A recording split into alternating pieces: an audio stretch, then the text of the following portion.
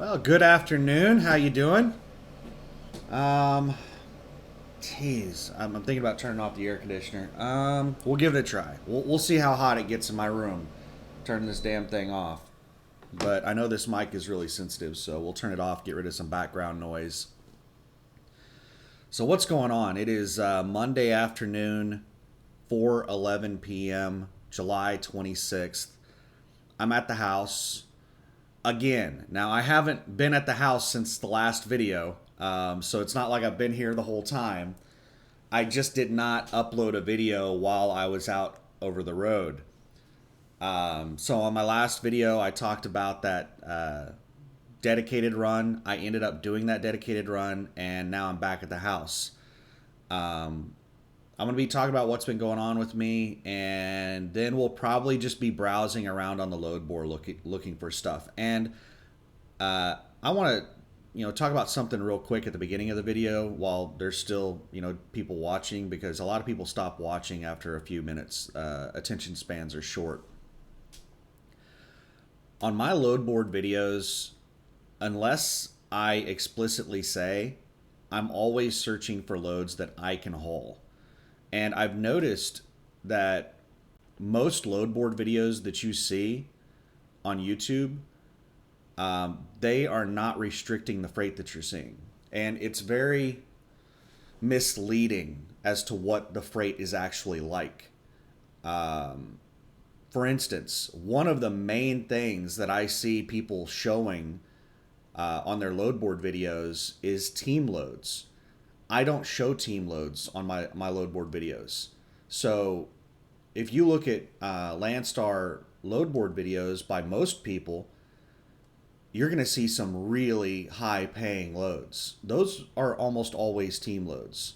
When people are doing DAT load board searches, they're not restricting by team.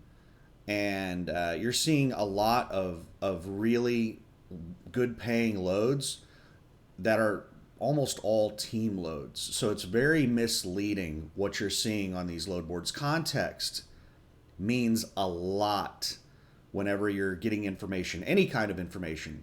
Information without context is it's not very good information.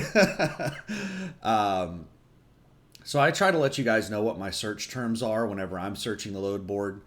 But anyway, I was just watching a video, and it reminded me of whenever I was researching Landstar, and I was watching a lot of Landstar videos, and I was seeing a bunch of these, dedicated accounts that were paying like $40,000 or $100,000 a month to run a dedicated run. And I was like, man, I would like to get one of those. And then I get over here and I find out all of that stuff is team. It's all team. And there's like, it's all specialized. All those really, really crazy paying things, it's all specialized stuff. That a regular solo dry van driver, we can't haul that stuff.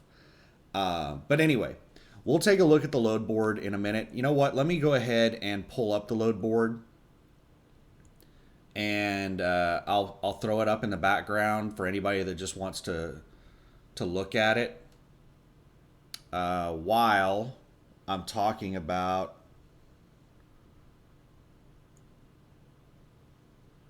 Yeah, well, I don't care. It took it a second to blur out all the broker phone numbers. So if somebody wants to go in frame by frame, they can see all the broker phone numbers. Um, I don't really give a shit. So you can sit there and look at the loads while I talk about what's going on. Now, they do have an Oklahoma City line haul run. Um, they have these line haul runs in almost every major city. Here's one in Dallas, Shreveport, Little Rock. They have these line haul runs available all the time.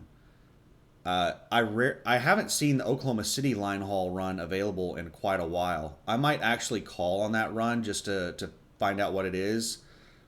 Power only pulling doubles. I don't know what uh, I don't know what like company you're pulling doubles for.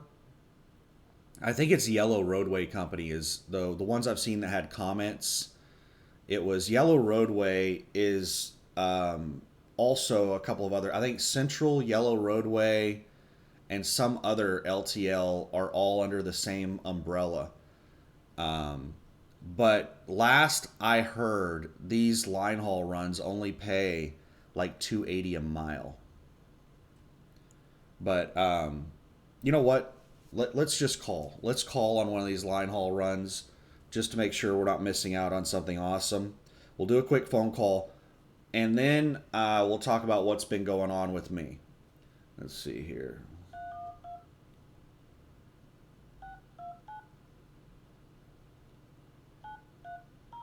Now I'll have to pause the video if I start giving out personal info, but I don't think I'm going to be giving out personal info unless I'm actually going to book the load, and I highly doubt I'm going to book this load.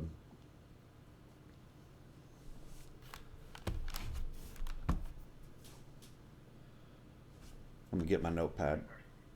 What's that? Hey, Jimmy. Hey, Jimmy. My name is Daniel. I'm BCO with Landstar. I'm calling to get some information on a run in Oklahoma City, a line haul run. Trying to, yeah, yeah.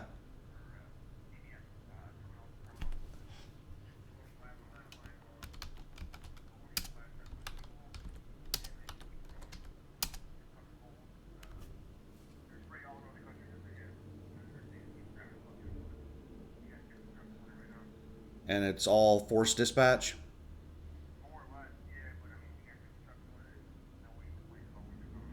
And it's 225 a mile, and I'm getting 70% of that. Yeah. Okay. All right. Thank you much. But it pays a lot less than I thought it did. That is some hot garbage. It is pulling doubles for ABF, and it's not like Oklahoma City local. It's all over the country. They can send you anywhere, and it's forced dispatch. They pay 45 cents per mile fuel surcharge, and the line haul rate is 225 a mile.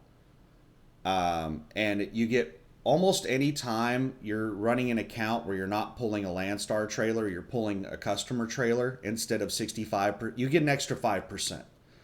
So instead of 65%, you get 70%. But 70% of hot garbage is like hot garbage. 225 a mile is even worse than the dedicated account I was just running. The dedicated account I was just running is 238 a mile. And I got 80% of that load. What would I be getting of this load? Let me break out the full percent of this load with the fuel surcharge. Let me try to math this. Let me figure out how to math this out real quick. I know of an easy way to do it, but I'm trying to think of a simpler, more efficient, more elegant formula to do it. But see, 2.25 minus 0.45. So that's $1.80 times 0.7. It's $1.26 plus 0.45. It's $1.71.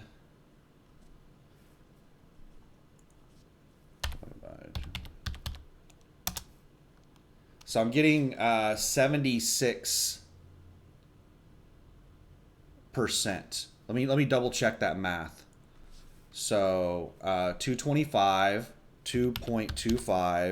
times 0.76 comes out to $1.71, and that's what I would be running at per mile is $1.71 after the 70% cut. So wait a second, did I do that right? Did I do $1.71? Did I do it times 0.65 or 0.7? Yeah, I did it. I did the math correctly. If I screwed up on any of the math, it's really, really close. But I'm pretty sure I got all that math correct on that. So I would be getting approximately 76% of the load. They're paying a fairly high fuel surcharge. Fuel surcharge is normally around 34 cents per mile.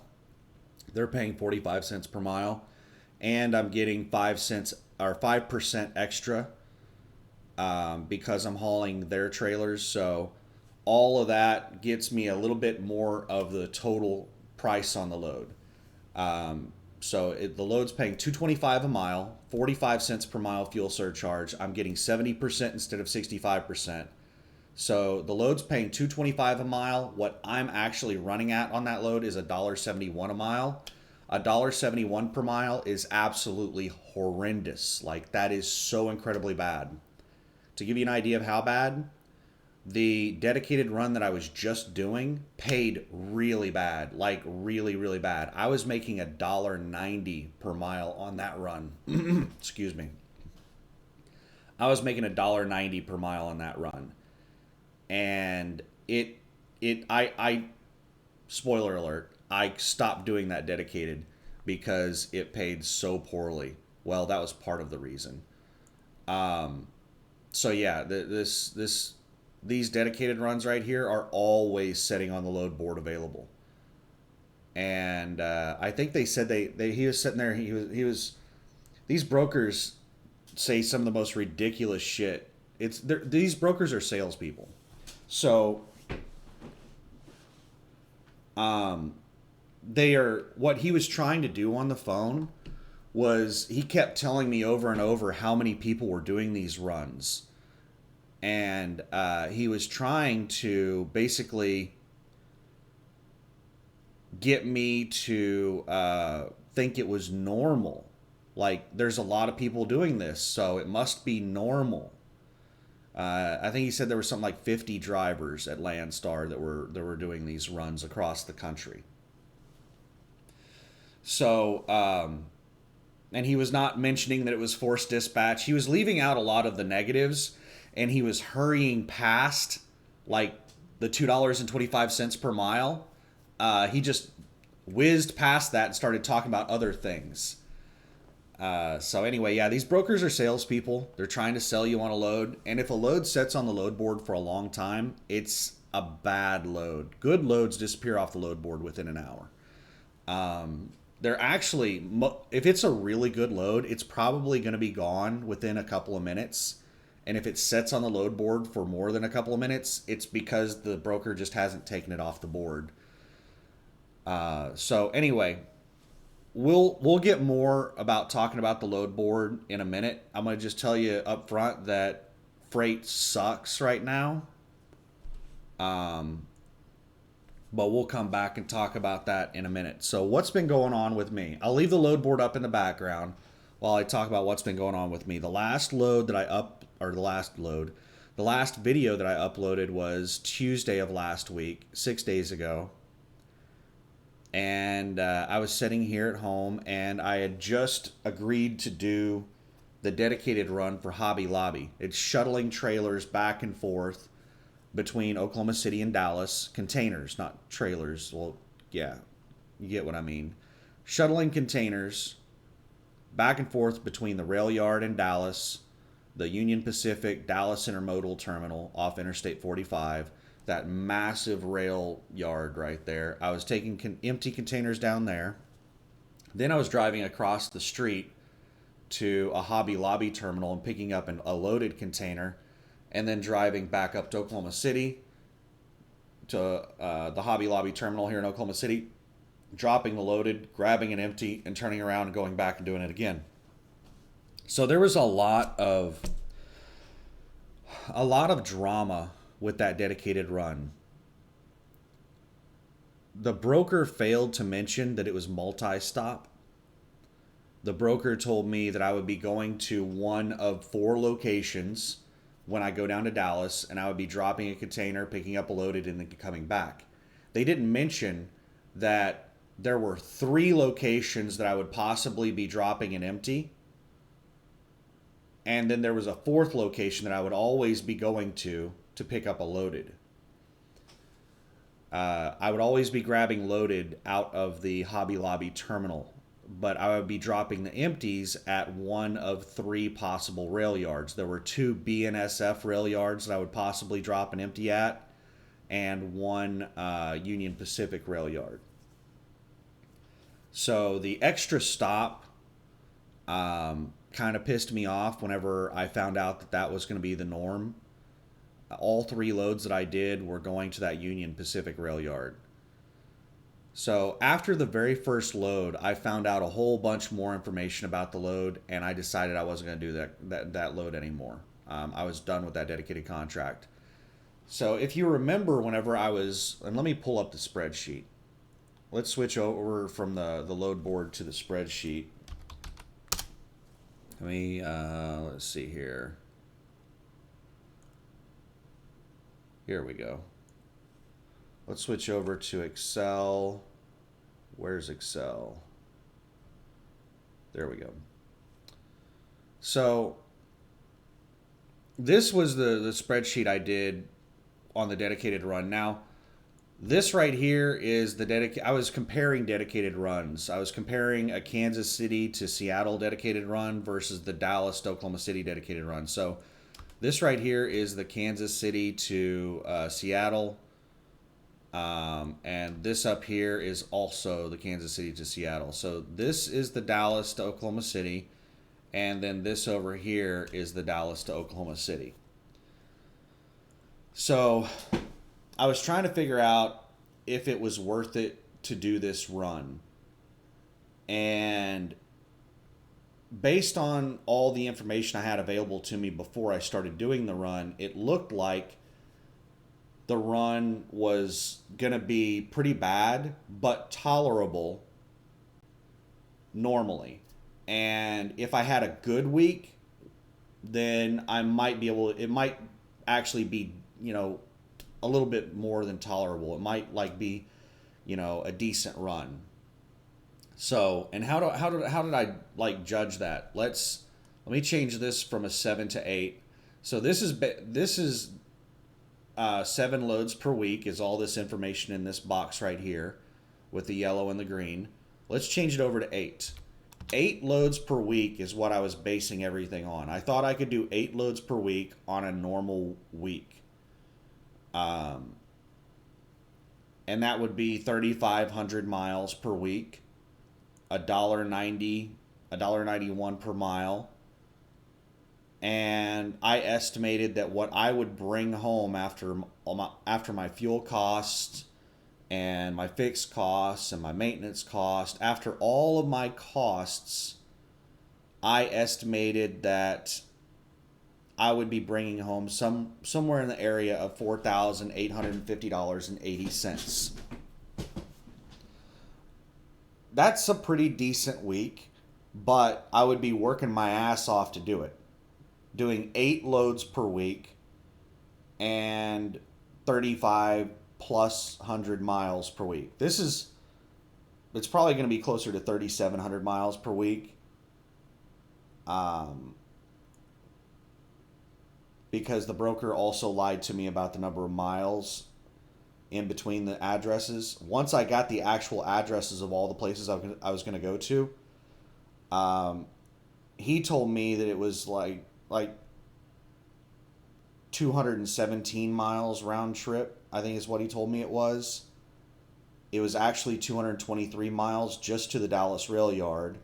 Then I had to drive 3 miles over to another, the Hobby Lobby terminal from the Dallas rail yard. So that's 226 miles. So it's closer to 225 miles one way instead of the 217 miles. That's not a huge difference, but it adds up over the course of the trips. If you're doing 8 trips per week and they're off by 8 miles, actually you're doing 16 trips per week, because a single trip is a round trip from Oklahoma City to Dallas. And if on one leg of that trip they're off by 8 miles, then 8 times 16, 16 times 8, that's 128 extra miles per week. So it's a significant difference. And then the terminals themselves are absolutely massive. The Dallas rail yard, the Union Pacific rail yard is huge. I probably drive 5 to 10 miles on that rail yard. And then on the Oklahoma City Hobby Lobby terminal. That thing is absolutely massive as well. I probably drive about 5 miles, 3 to 5 miles on that rail yard.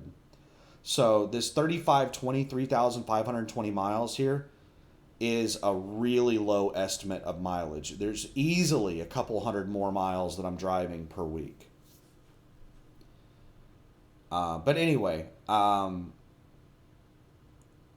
these are the numbers that I put together when I was trying to decide whether or not I would be doing the dedicated run.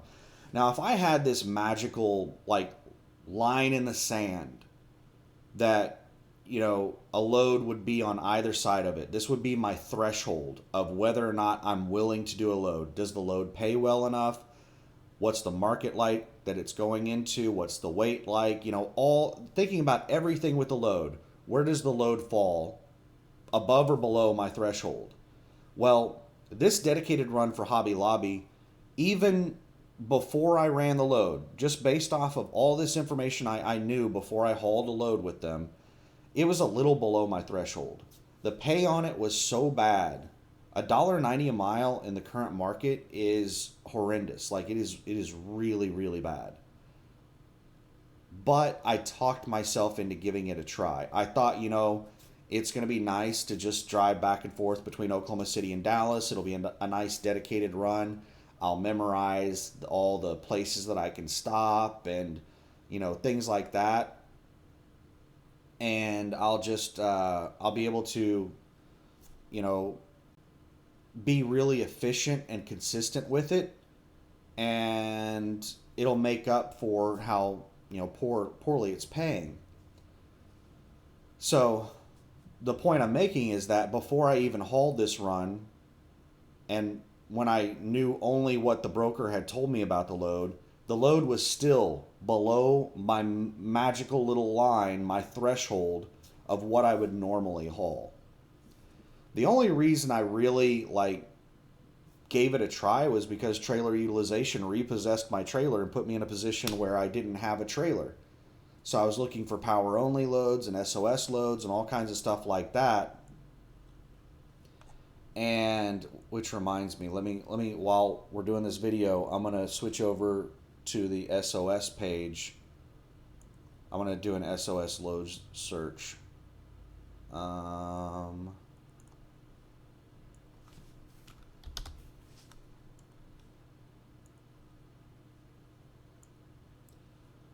right, now we'll go back to the load board. These are the SOS loads. So Buda, Texas to Burt, New York. Paying $5 a mile. It's only 17,000 pounds. Where the hell are these two places at? You need a trailer. What the hell? So it looks like it's down in the Austin area. Buda, Texas is down in the Austin area. And where's Burt, New York? Oh, it's look like Rochester. Well, it's in the Rochester area, but it is way, way up in the corner right there. For the right amount of money, I might be willing to go there. You're driving through a lot of major cities to get there, though. You're driving through a lot of major cities. The route I would take to get there, I don't know what exact route I would take to get there. Most likely what I would do is take this 35W, or no, that's just the 35. The 35, and then in Dallas I'd probably get on the 30, take it to Little Rock.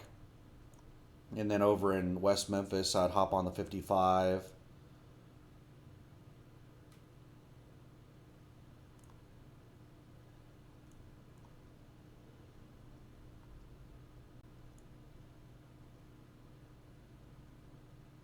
And you know what? I wouldn't, because the 55 cuts back west. Anyway, I could spend like 10 minutes trying to route plan this. So let me stop right there before I spend 10 minutes route planning this. So this SOS load is no bueno because I need to have a trailer to do this load. It's probably in a non-Landstar trailer right now, and they're gonna have to switch it over into your trailer, or they haven't picked the load up yet. I don't know what the issue may be, but it says right there in the notes that you need a trailer for this load. So I'm not driving to Indiana, Louisiana, Kearney, Nebraska for 283 a mile. I'm not driving all the way to Kearney, Nebraska. Virginia, Indiana, Florida. Okay, so the Buda, Texas is the only one that's near me, and you have to have a trailer to pick up that load. So let me pause this and switch it back over. All right, we got it back on the Oklahoma City 300-mile radius search. These are, I'll go over my search parameters later. So anyway, the dedicated run for Hobby Lobby sucked before, based on the information the broker gave me. Well, when I started running the load, I found out a lot more about it that made it much worse. So number one, I can't do 8 loads per week. There's just too much wasted time. So let's talk about the wasted time real quick. Well, let me try to think about the best way to present this information. So I can't do 8 loads per week. Almost everybody that's running this account is doing it as a home daily. They're just doing 1 load per day, 5 days per week, and taking weekends off. Now, the amount of money that you make on that, let me switch you back over to the spreadsheet real quick and show you. So I just changed this from 8 loads per week to 5 loads per week. So what are they making per week? Their total gross to the truck is $4,200. They're running 2,200 miles. And based on my expenses, what I would make doing that would be about $3,000 per week. About actually closer to $2,900. $2,900 per week after expenses. That sounds decent, doesn't it? That sounds pretty good. To people that are out there that are running cheap freight, or they're in bad lease contracts, or to company drivers, $2,900 a week sounds really good. But if you have the capability of making much more than that, $2,900 a week after expenses, it's not very good. I wouldn't be an owner operator if I was making $2,900 a week. If that was what I thought I was going to make as an owner operator, that's not what I would do. Now, that's the kind of money that I was expecting to make at USA Truck, and that's close. I actually made a little bit more than that. I averaged around $3,700 a week at USA Truck, but my earning potential at Landstar is much higher. I've had, the last week that I was out running the load board, I made $10,000. Now, that was in 8 days, so it wasn't technically in a week. It was 2 loads, and I had a day off in between the 2 loads, and then my second load, I had like 2.5 extra days on the load. So, yeah, technically it was 8 days, but I had I had like 3.5 days off during that 8-day period. But it was $10,000 gross to the truck, and what I brought home after expenses was $7,500. Now, that's not something I can do every single week consistently on the load board, but that just gives you an idea of what a good week on the load board is like. So a good week on the load board, let's put this back up to 8 loads.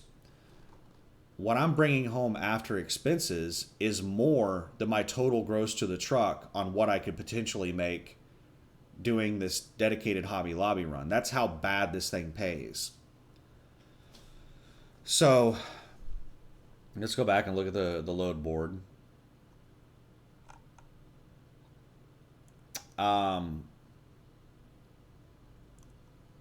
So that's what most everybody's doing, is 5 loads per week on this account. And I didn't plan on running it that way. The only way that this account would be worth doing for me is if I ran that 8 loads per week. I would just run it like an over the road run. I would just get out. Excuse me. I would just get out there and run it like I was over the road, and just I wasn't coming home. I was just running until I ran out of driving hours, and I was pulling over and taking a 10.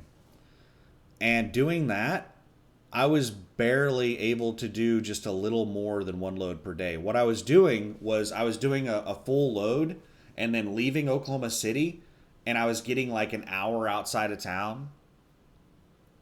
And then I was having to pull over and take a 10. So I was able to put like 1 hour on the next load, and that was about it. So I was basically just doing 1 load per day, or 1 load per drive shift.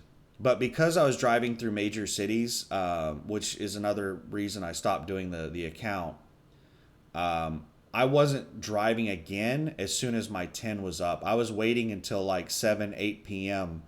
to start driving. I didn't want to drive around 5, 6 p.m. through Dallas. It's just a complete waste of time to drive through a major metropolitan area like Dallas at around 5 o'clock, 6 o'clock. You're just going to be wasting a lot of time in traffic. So I would take like 12, 13, 14 hours off instead of just 10 hours off, so that I was always driving at night. So I was only doing 1 load per day, and I was working my ass off. So number one big problem is that I wasn't able to do anywhere near the number of loads I thought I was going to be able to. So my revenue on this load was just absolutely garbage.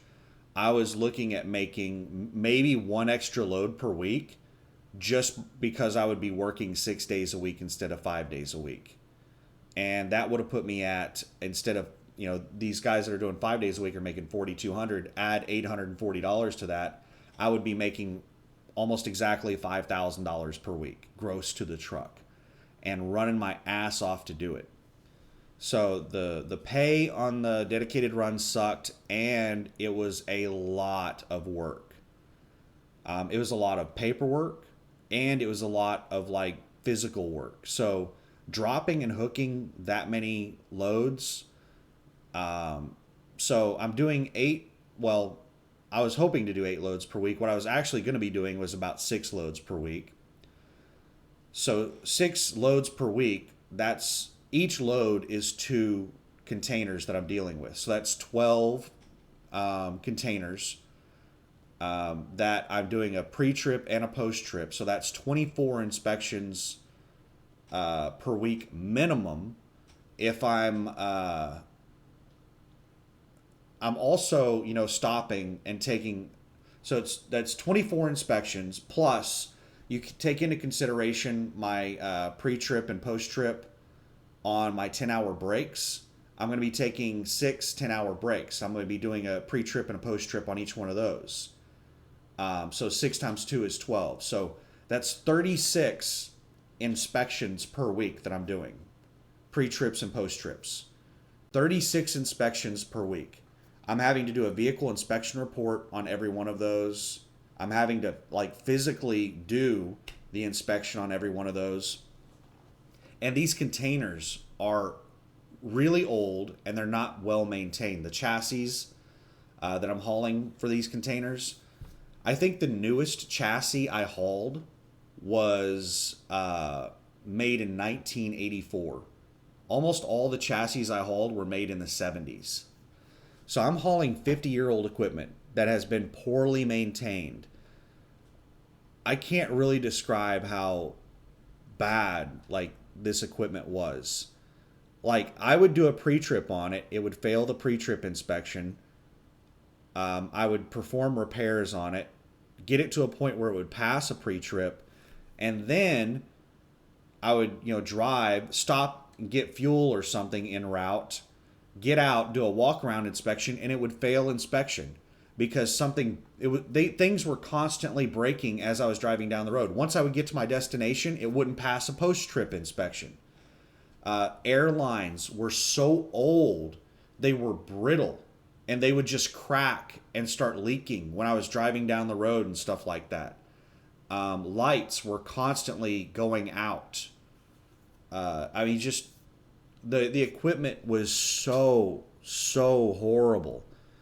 That is a big reason why I decided to stop doing the account. Is a large a large part of my wasted time was with the equipment, doing all the inspections. And a normal pre-trip or post-trip inspection takes me like 5 minutes to do. Just walk around, glance at the brake pads, make sure that the pads are adequate thickness, mud flaps, lights, tires, and paperwork. Like, now, if I'm hauling the same trailer all the time, I'm going to be honest with you, my pre-trips and my post-trips aren't quite like as thorough. I don't check the paperwork on every pre-trip and post-trip. Nothing's changed with the paperwork. I know the paperwork's there. I've already checked it. The brake pads, I'll check the brake pads whenever I first pick up a trailer. But after that, I don't check the brake pads. I might glance at them every once in a while, make sure a brake pad didn't crack or come apart or fall off or something. But I'm mainly just thumping tires and checking lights on pre-trips and post-trips on trailers that I'm using on a regular basis. And I'm also checking mud flaps and just glancing underneath, make sure that there's no hoses or wires hanging down or something. And then checking my make sure I'm fully latched in. Those are basic things I check on every pre-trip and post-trip, but I'm not as thorough when I'm hauling the same equipment over and over. But on this account, I'm constantly hauling new equipment. So I'm having to do very thorough pre-trip inspections on everything. And I'm finding a lot of stuff wrong. And I'm out there, like I said, a normal pre-trip or post-trip only takes about 5 minutes, even if I'm being fairly thorough. But if I encounter issues, which I'm encountering issues on almost every one of these chassis, I'm out there with duct tape and hammers and zip ties and shit, trying to solve any issue that I can without putting it into the shop. So I'm back there, wiggling wires and stuff and trying to... One of the big problems they had with the lights on these chassis is that the plugs were just worn out, and as you were driving down the road, they would just come unplugged. So you'd have to get back underneath there and then plug them back in.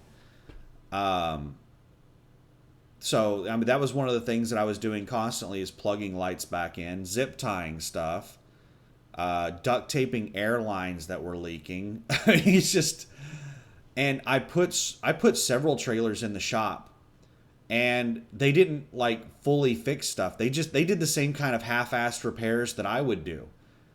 That's the reason I started doing all the half-assed repairs that I was doing, like duct taping airlines and shit, because that was the same shit the shop was doing. I caught them. And this is another big reason I stopped doing the dedicated account. I'm gonna have to turn on the air conditioner. It's already up to 80 degrees in here. It's jumped 10 degrees in the 38 minutes that this video has been going. So I caught the shop putting an illegal chassis back into production, back out on the ready line. So I pulled an empty that they assigned to me, inspected it, and it failed inspection. It had brake pads that were below the minimum. So it had illegal brake pads. It had a light out. The DOT tape across the back had come off, and it was only held on by 3 or 4 inches of DOT tape, and then there was 1.5 foot of DOT tape just hanging down. And it had been like that for so long that there was no stickiness left on the tape. People had just been driving it around like that for so long that the tape, there was just no stick left to the tape. It was just covered in dirt. So if that were the only thing wrong with it, I have super glue, and I have both black Gorilla Tape and I have clear Gorilla Tape. I could have used super glue and clear Gorilla Tape and taped that DOT tape back on. But that wasn't the only issue. So I put it in the shop for illegal brakes, the DOT tape. It had a light out, and the service brake glad hand was really loose, and I could hear air hissing whenever I would press the service brakes.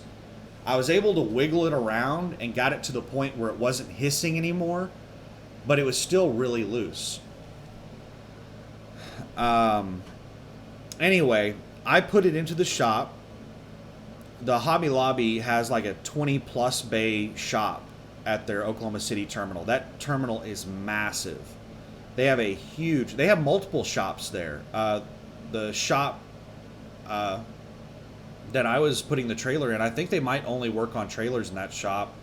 And I think they have another one where they work on tractors. The place is absolutely massive. But I dropped it off into the shop, and they said that it was going to take like all day because Union Pacific has to approve all the work that they do, and it's a very time-consuming process. But they looked at all the things I pointed out on it, and they were like, "Yeah, those brakes are really bad." And they ripped the rest of the DOT tape off, and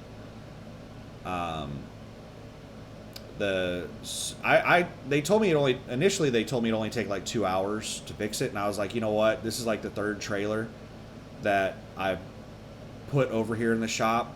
At this point, I'll just sit around and wait. And then a supervisor came over and was like, yeah, it's probably going to take a lot longer than 2 hours. You should just drop it and go grab another one. So I dropped it and went and grabbed another one. Now I backed into the other trailer, and I hadn't even gotten out of my truck yet. Well, I got out of my truck just to check the kingpin, make sure the kingpin wasn't damaged, and it checked my height. And then I got back into the truck, and then I went ahead and backed into it. And then I hadn't got out of my truck since then. And I saw the shop guy come around in a yard dog with that trailer that I just put in the shop, and he parks it right next to me on the empty line, on the ready line. And I'm just sitting there with my mouth wide open, looking over like, are you kidding me? And he looked over and saw me, and he was like, oh shit. So he dropped the trailer. Then he drove over next to me in the yard dog. He's like, did that one pass inspection? He tried to change get me to think about something else. That one ended up not passing inspection either. It had a light out, and it was missing the cover for the document holder. But he went and stole a cover from another trailer, and he wiggled the wires on the light, and he said that the light just wasn't plugged in. He was able to get the light working. But anyway, I caught them just throwing illegal trailers back into production without fixing them. There's no way they could have changed those brakes in 5 minutes. They might have changed the light. They might have put new DOT tape on. They might have got a hammer out and hammered that glad hand a little bit tighter. They could have done all that stuff in about 5 minutes.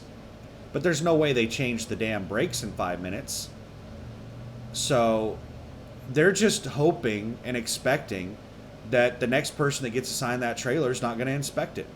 And based on the equipment that I hauled, I don't think anybody's inspecting shit, because like every trailer I pulled, every chassis I pulled was illegal. Like everything should have been put out of service. I just got tired of dealing with that equipment. That's a big part of the reason why I decided to stop doing the dedicated account.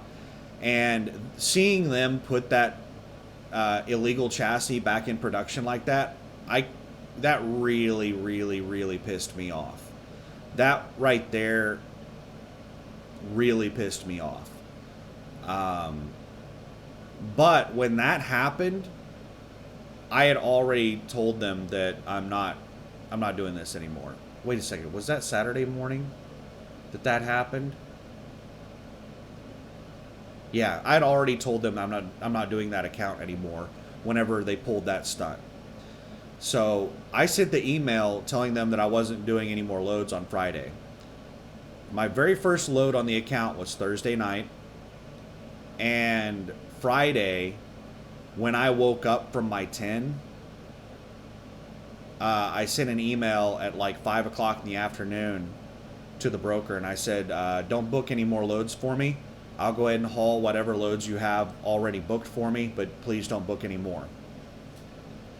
And they had one more load booked for me. So I'd already, done my first load Thursday night, and I went ahead and grabbed the empty and pulled out of the Oklahoma City terminal and drove down about 100 miles, about an hour and a half or so, and stopped at a rest area. So I had just started load number 2. And then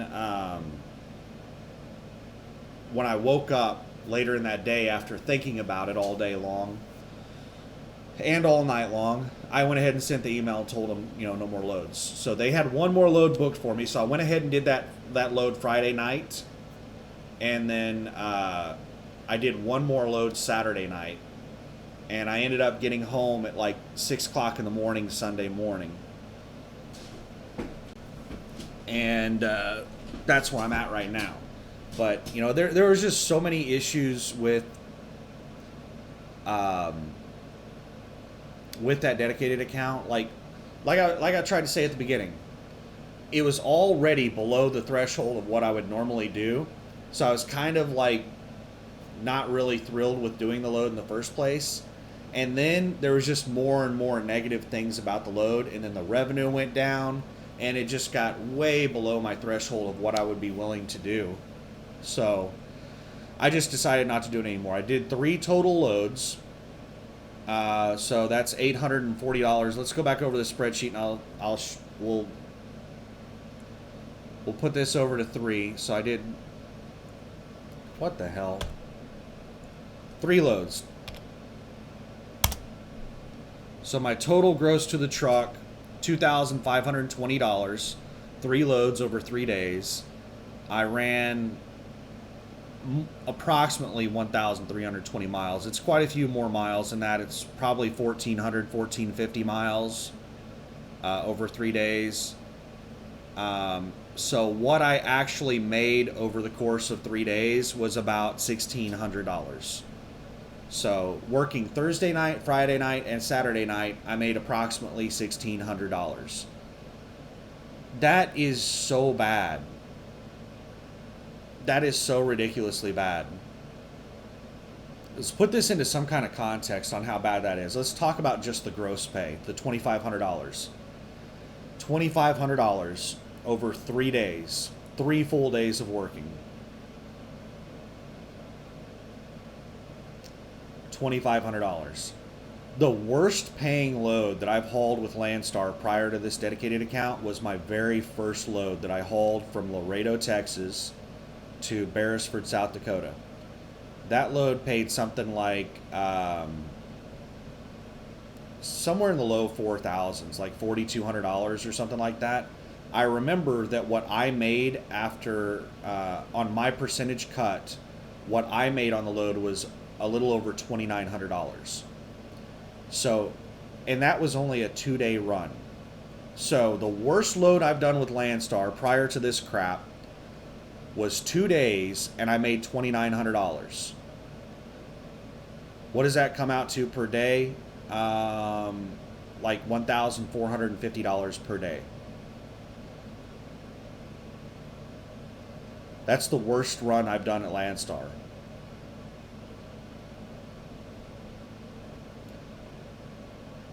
This is $840 per day. I'm making like $600 a day less doing this dedicated than the worst load I've done on the load board.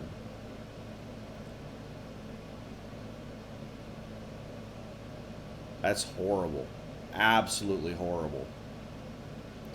I made $2,900 in 2 days on the worst load. And on this dedicated, I made $2,500 in 3 days. So I'm just doing a lot of extra work and making less money.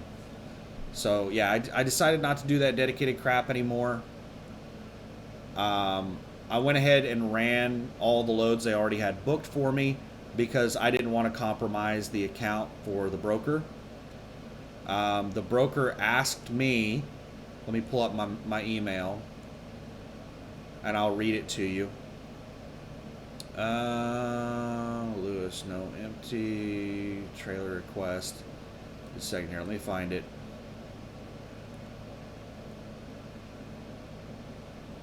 All right. So this is I'll read it verbatim. Hello. Please do not book any more loads for me at this time. If you already have additional loads booked for me, I will run them. And then they replied back and said, I already sent you one for tomorrow. I will take you off of Sunday's list. You will run tomorrow's, correct? And I said, yes, I'll run the one you already have for me. Then they replied and said, did you have a problem with the loads, or is it just not for you? And I replied back and I said, there was not an issue with you two. It's a husband and wife broker team, Courtney and Clay. So I said, there was not an issue with you two.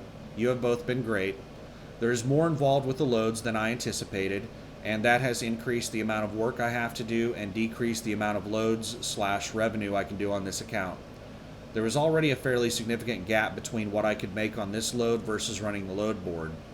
I was willing to take a loss on this load for the consistency of a dedicated run, but the additional issues I did not anticipate have created too significant of a gap between this dedicated run and what I normally do on the load board. And they replied back and said, understood, it's not for everyone. So I tried to politely tell them that the pay was crap and that I was just doing way too much work for way too little pay. But that's the email exchange on, what we did to shut the account down, for me to stop doing it.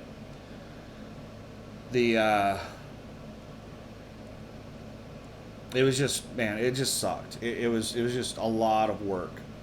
Some of the other work that I didn't mention, I talked about how many loads I'm doing per week. Now, I know a lot of people do not log correctly on their ELD or their paper logs. Whatever logs you're running on, you have to log the same way on both of them. Now, what's cool about the ELD is a lot of the ELDs are like running in tandem with other applications, and a lot of the information that you have to handwrite on paper logs is automatically populated for you on ELDs. Take for instance at USA Truck, whenever they assign a load to you, your load information is automatically put into your ELD for you. You don't have to put in load numbers and trailer numbers and stuff like that into your ELD. All of that stuff is automatically populated for you. At Landstar, that stuff is not automatically populated for you. You have to manually enter everything on the Landstar ELD. You have to put your load number in. You have to put all the equipment that you're hauling. All of us went through training on how to do paper logs, and if you remember doing paper logs, every piece of equipment that you hauled that day has to be on that day's log. So since I'm hauling all these chassis, every single chassis I haul, I have to go in there and add it to my load. So I have a section in the ELD where I put my load information, and you have to have your freight bill number or a bill of lading, some type of reference number for the load, and then you have to have all the equipment that you're hauling. So every chassis I haul, I'm having to enter that chassis number in there. Now, if the equipment that you're hauling doesn't have some type of identification number on it, then you can use the license plate number. But it has to be logged. So if I'm hauling, 6 times 2, that's 12, 12 chassis per week, I'm having to enter in, not only am I having to do all the, what was it that I talked about, 36 vehicle inspection reports, I'm also having to enter in a lot of information on the ELD for load numbers, equipment information, all the equipment I'm hauling. There's just a lot of ELD stuff that I'm having to do, logging all of the loads and all the equipment. And then I'm having to do hand bills. I'm having to write my own freight bills. So every time I'm doing a load, I'm having to hand write a freight bill with the freight bill number and all the information on it. And then I have to put in, all the chassis that I'm hauling on there. There's just an incredible amount of paperwork that I'm having to do, a lot with the ELD and with the freight bill and all that, the rest of that stuff. So there's a lot of paperwork, and then a lot of work involved with all the inspections I'm doing. And then I'm out there, with duct tape and pliers and hammers and trying to fix this equipment. So I'm doing a lot of repairs on the equipment, minor repairs.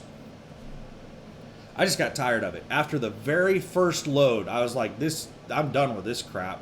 But I went ahead and hauled 2 more loads. Now, the last thing that made me really not want to do this account was the drive itself. Oklahoma City to Dallas. Now, I knew I was going to be driving in Dallas, obviously. I don't like driving in Dallas. Dallas is one of the worst cities to drive in the country. And the Dallas metropolitan area is huge. So you start driving in Dallas way before you get to downtown. Like, Dallas traffic starts at basically the Oklahoma border almost. One thing that I didn't really consider, I knew I was going to be driving in Dallas, but one thing I didn't really consider was how much city driving I was going to be doing. I'm driving approximately 30 miles in the Oklahoma City metropolitan area, and then about 70 miles in the Dallas metropolitan area. I'm driving all the way through Dallas, and I'm technically in Hutchins, Texas. South of Dallas is where the rail yard's at. So I'm doing around 100 miles of city driving, and the total run is only 220-ish miles. So almost half of the drive is city driving. And then that 120 miles out in the country, in between the cities, there's a lot of construction, and then there's a lot of traffic. The I-35 corridor from Oklahoma City down into Texas is a very, very busy interstate. There's a lot of traffic going back and forth between those two. There are casinos on the border in Oklahoma, and there's a lot of traffic from Oklahoma going down to those casinos, and then there's a lot of traffic from Texas going up to those casinos and then returning home. So there's a lot of just normal traffic between Oklahoma City and Dallas, and then there's a lot of casino traffic because there's like a casino city on the border. WinStar Casino Resort, huge casino, lots of business, and it's a lot of drunk drivers. So on I-35, you're dealing with a lot of drunk drivers out there in that 120-mile section of out in the country. There's a lot of construction, a lot of traffic, and a lot of drunk drivers. So it was a very stressful drive. The entire drive was really, really stressful. That's the reason I wasn't able to upload a driving video while I was out actually doing this run, was because I never had enough time to do a video without interruptions. Every time I'd be in the middle of making a video, I would come up on some single lane construction and I'd have people cutting me off and stuff like that, and it would just interrupt the videos. I would have a whole bunch of stuff happening around me, and I don't edit videos, so if the video gets interrupted because I got like 5 minutes where I'm not talking because I got people cutting me off and doing weird crap around me, then I just delete that video and I'll start over and try to make another one.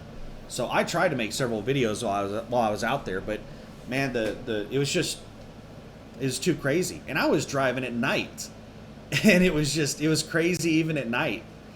So I that's not like a route that I want to run on a regular basis. It's just an absolutely horrible route to run. So yeah, those are all the reasons I can think of right now on why I decided to stop doing that dedicated account. I sent an email to Trailer Utilization on Sunday when I got home and told them to put me back on the trailer wait list. They don't work weekends, so this morning they sent me an email telling me that I was on the wait list. We'll see how long it takes them to get me a trailer. And I'm going to be really picky with where I'm willing to go to pick up a trailer. So if they tell me, you know, hey, we got a trailer for you down in Laredo, Texas, 600 miles away, I'm going to be like, no, I'm not driving that far. Give me the next available trailer. But the very first trailer that Landstar gave me was in Laredo, and it was a 600-mile drive.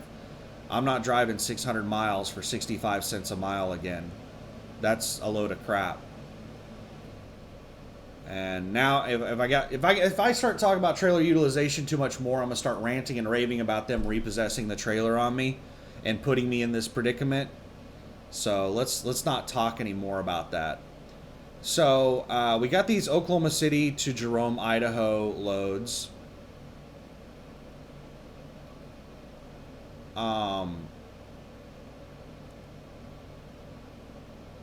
These are still being posted. This was a new business. I was one of the first drivers to haul one of these loads. And then they stopped posting the loads for a month or so. And then they started posting the loads again. There's only one per week. And the next one is already booked.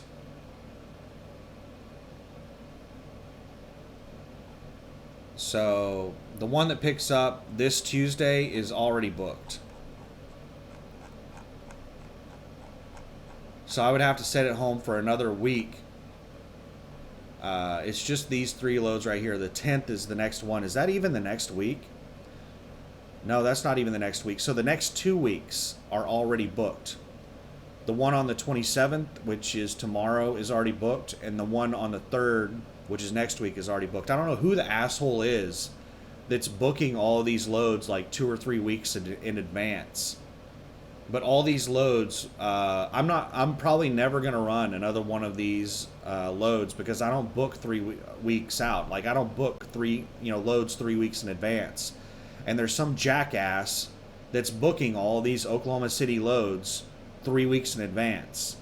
So that's fucking annoying that there's some asshole out there doing that shit. Because I would really like to have these loads to be able to leave the house on. But ever since they've been reposting these loads, they've been getting, booked out like 3 weeks in advance.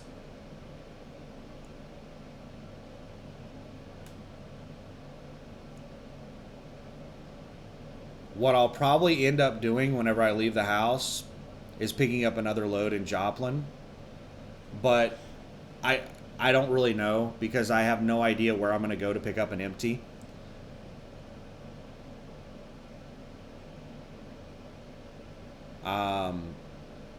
Where the hell is Manhattan, Kansas? The last empty they had for me. So whenever they repossessed the trailer on me on Monday, I immediately told them to put me on the list for a trailer. And they put me back on the trailer wait list. And they contacted me, I think it was Wednesday. They sent me, it was Wednesday. Wednesday or Thursday, they sent me an email telling me that they had a trailer available for me. Let me double check. Yeah, it was Wednesday. They emailed me and told me that they had a trailer available in Manhattan, Kansas.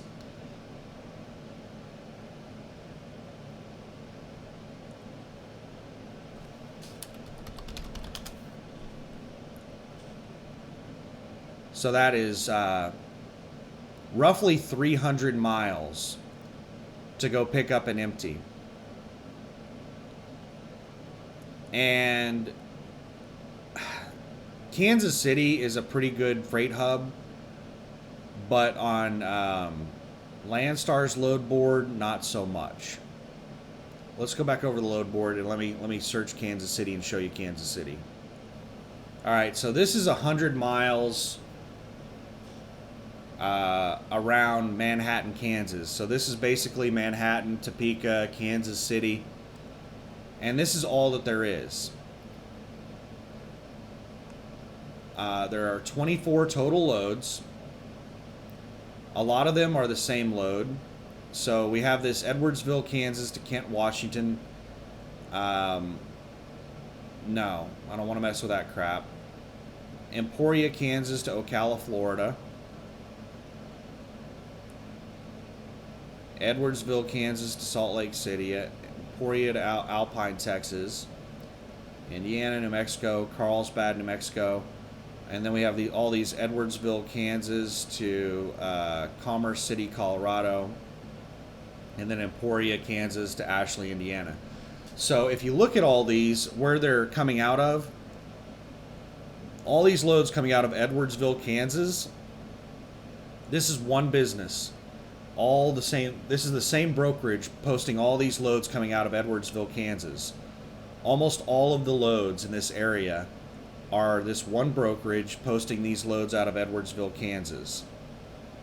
And then we have the Emporia, Kansas, has some loads coming out. But, I mean, these are a lot of, basically the same loads. Now, this is not every single load. This is with my requirements. Like, I have some pretty strict parameters on the loads. I don't want to see loads under $2,500. I don't want to see loads under $3.50 per mile. I don't want to see loads over 38,000 pounds. I don't want to see hazmat loads.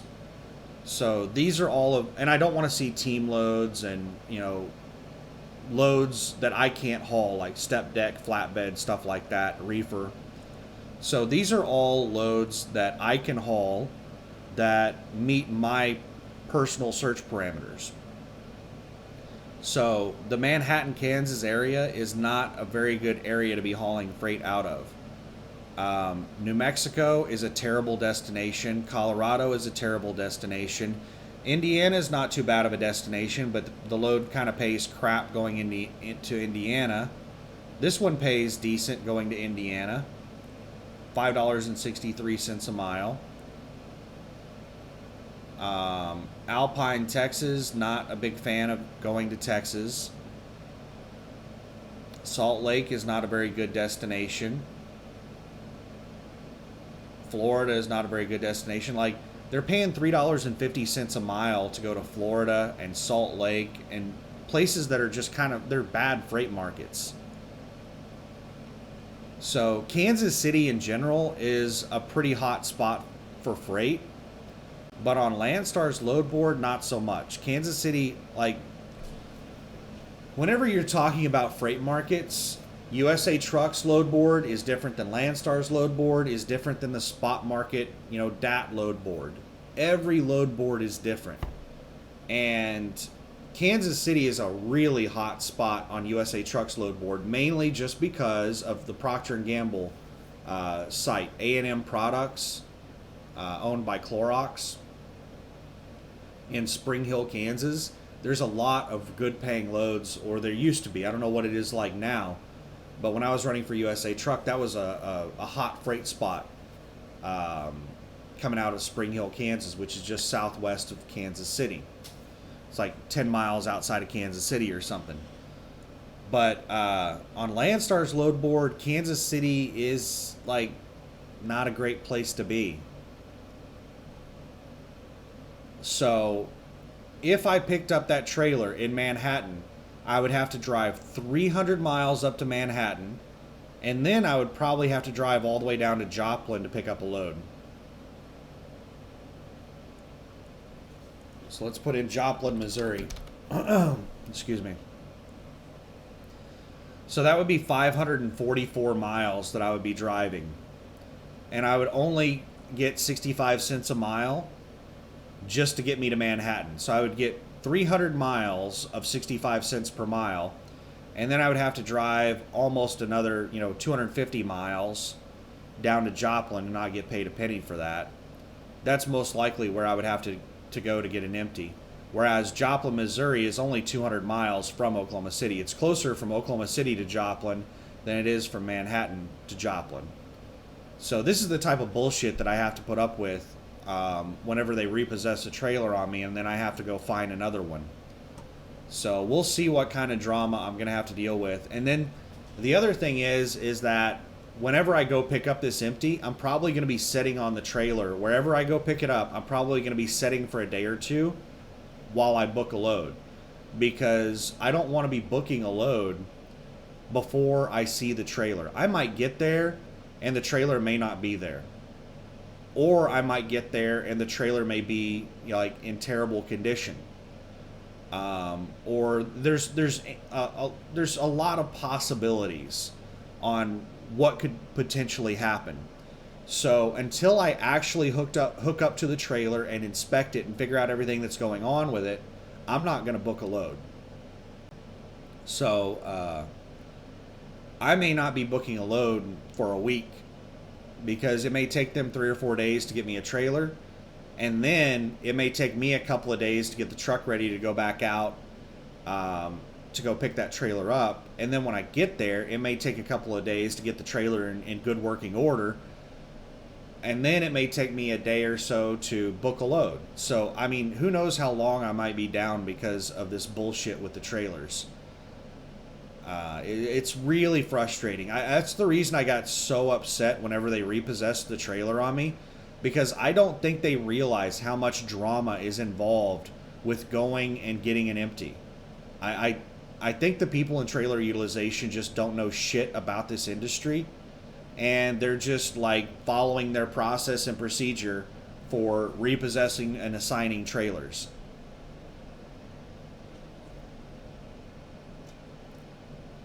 But I got really upset about the whole thing. I can tell you right now that type of bullshit would not have happened at USA Truck. I have had USA Truck reach out to me when I was sitting at home for a long time and be like, hey, I see that you've been sitting for a while. When are you planning on running again? We might need to take the trailer from you. And I'll be like, oh, I'm going to grab a load in the next couple of days. And I'll be like, all right, cool. That's it. That's all it was with USA Truck. At Landstar, they didn't, like, there was no courtesy call. There was no, hey, what's going on? It was just, hey, I'm inquiring to find out what's going on. I've since, their very first emails, their first sentence said that they were inquiring to find out what was going on. Their second sentence was, somebody is coming out to pick up the trailer right now. And their third sentence was, don't book a load because you don't have a trailer anymore. And I'm like, what the? Like, why couldn't you just reach out to me and ask me what was going on before you just sent somebody to take the trailer from me? I'm, planning on booking a load after this class. But anyway, that I ranted enough about that in the last video. So we're not going to rant about that anymore. But the load board, man, freight sucks. To give you an idea of how bad freight sucks, let me pause this. All right, I switched back over to Oklahoma City. All right, let me try to give you some context. On an average day, there are about 75,000 loads on the load board. Now, there's not really 75,000 loads on the load board. You talk to the people in orientation, you talk to Landstar employees, and they'll admit that there's a lot of clutter on the load board, but they don't admit how much clutter there is. They'll be like, oh, probably 30% of the load board is not real loads. It's more like 90% of the load board is not real loads. It's duplicate loads. It's loads that have already been covered. It's just a whole bunch of, bullshit. So, really, whenever there's like 75,000 loads listed on the load board, personally, I think it's closer to 7,500 real loads on the load board. I think that that's an accurate count. Around 7,500 real loads on the load board. So, divide it by 10.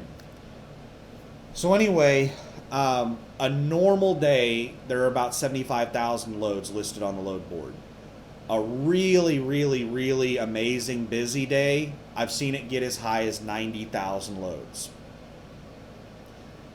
When it gets really, really slow, like at night and on the weekends, you might see it dip down to around 55,000, 52,000, maybe even as low as 50,000 loads.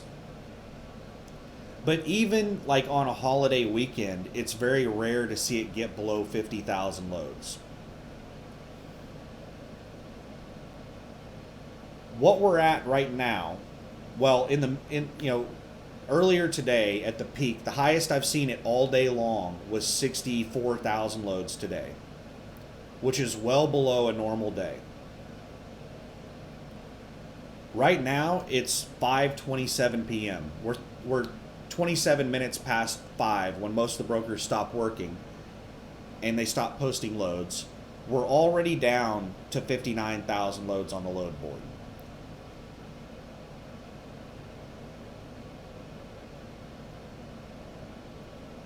Earlier today, when I went to bed, like I'm still on a night schedule, so I went to bed at like 6 a.m. I left my computer to go downstairs to go to bed at about 4 a.m. At 4 a.m. this morning, we were at something like 45,000 loads on the load board.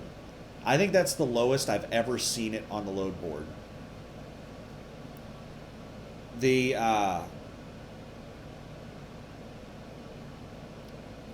Now, Landstar keeps saying that they're going to start policing the agents.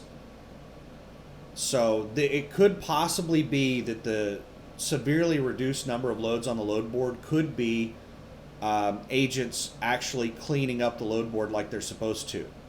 So maybe that's the reason there's so many fewer loads than normal on the load board, is because agents are cleaning up the load board like they're supposed to.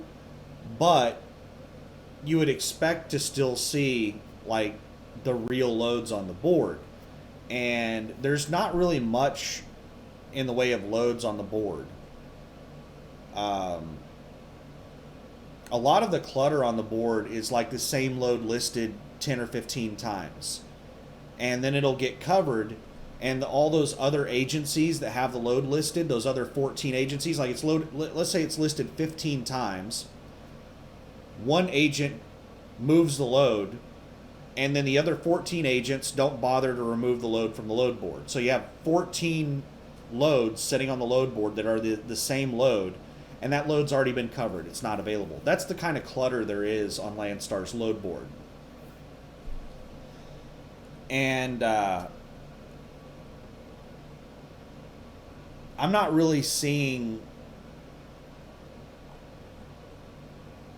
the same kind of loads, the same amount of loads that I normally see. It doesn't look like it's just clutter that's been cleaned up. It looks like freight is actually really slow.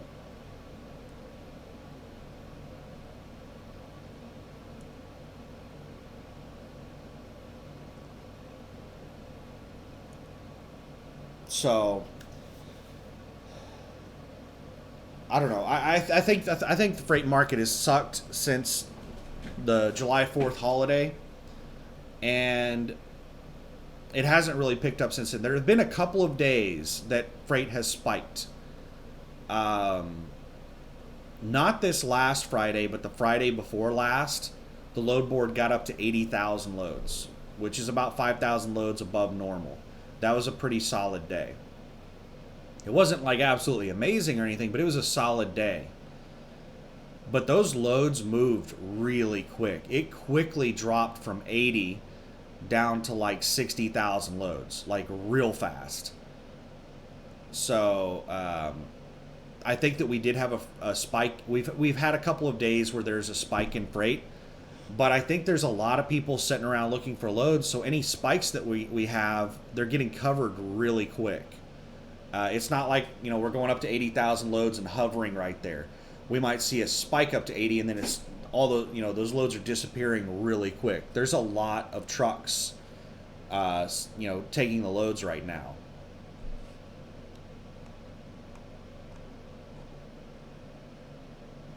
But yeah, I'm just skimming the load board. I'm not actually looking for a load right now.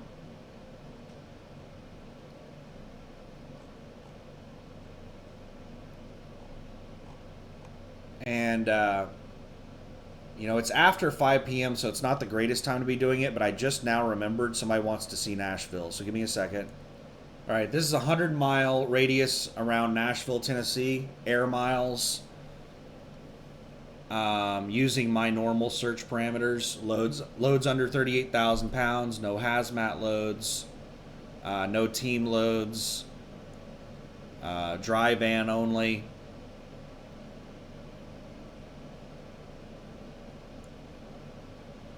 And wow, Nashville, Tennessee to Smyrna, Tennessee, 20 miles, and they're paying $5,000. Let's look at the details on that. It's probably multi-stop, and there's a whole bunch of bullshit with it. Warehouse cleanout, Nashville, Tennessee to Smyrna, Tennessee. Needs several drivers. Pay is $1,000 per day. Work Monday through Friday, 7 to 5 if you live in the area. Home every night. So, yeah, this is another worthless piece of shit broker that is lying his ass off on the load listing. And this is some cheap bullshit run. $1,000 per day. You get 65% of that. That's $650 a day. That is absolutely terrible money. So you're going to be shuttling trailers around between these two locations all day long, 8 hours a day, and you're going to get $650 a day gross to the truck. This is absolutely horrible money. This is a terrible load. These worthless sons of bitches that post these loads like this. These are the ones that Landstar needs to get rid of. This worthless fucking idiot right here posting this stupid shit.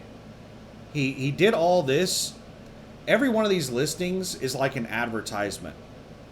And this is false advertisement is what it is. This is bait and switch. This is them telling you one thing, and then once you get in there, it's something else. So yeah, this is false advertisement. I fucking hate brokers that do this bullshit. But they do this to get their ad up at the top of the list to get more views on it. There's a really high rate per mile. It has a high listed revenue. It has a low listed mileage. So yeah, it just pisses me off when they post this crap. I hate brokers that lie on the listings. Lebanon, Tennessee to Albuquerque, New Mexico. You don't even want to look at that crap. It's paying $4 a mile, but you don't want to go to Albuquerque. You're going to take a huge loss going to Albuquerque. Paris, Tennessee to Eagle Pass, Texas. $4.60 a mile. Auto parts. I don't know where Eagle Pass, Texas is at. Let's check it out. Oh, that's I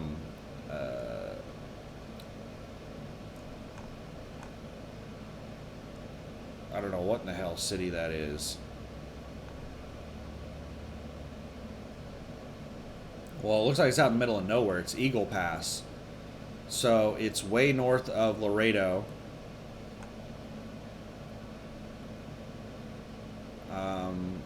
Brownsville and Laredo and McAllen. McAllen's right there. Brownsville's right there. And then Laredo's right there. I've never heard of Eagle Pass until just now. So it's a Mexico crossing that is a little off the beaten path. So you're going to have a pretty nice deadhead. Now you can find decent loads coming out of Laredo. So you could deliver that and then take whatever in the hell this highway is over to Laredo and pick up a load. There's another place up here. There's another border town.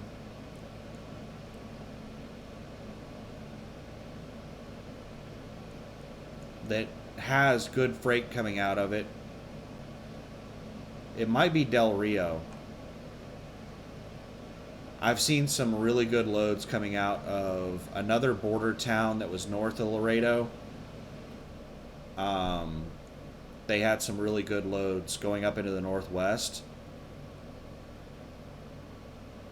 So anyway, yeah, this auto part load may not be too terribly bad. It's not very heavy, 21.5, paying $4.58 a mile. That might not be too bad of a load. Looks like it didn't get covered.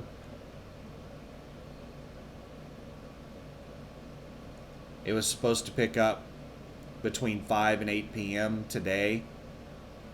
And that's Eastern time zone, so that'd be 7 p.m.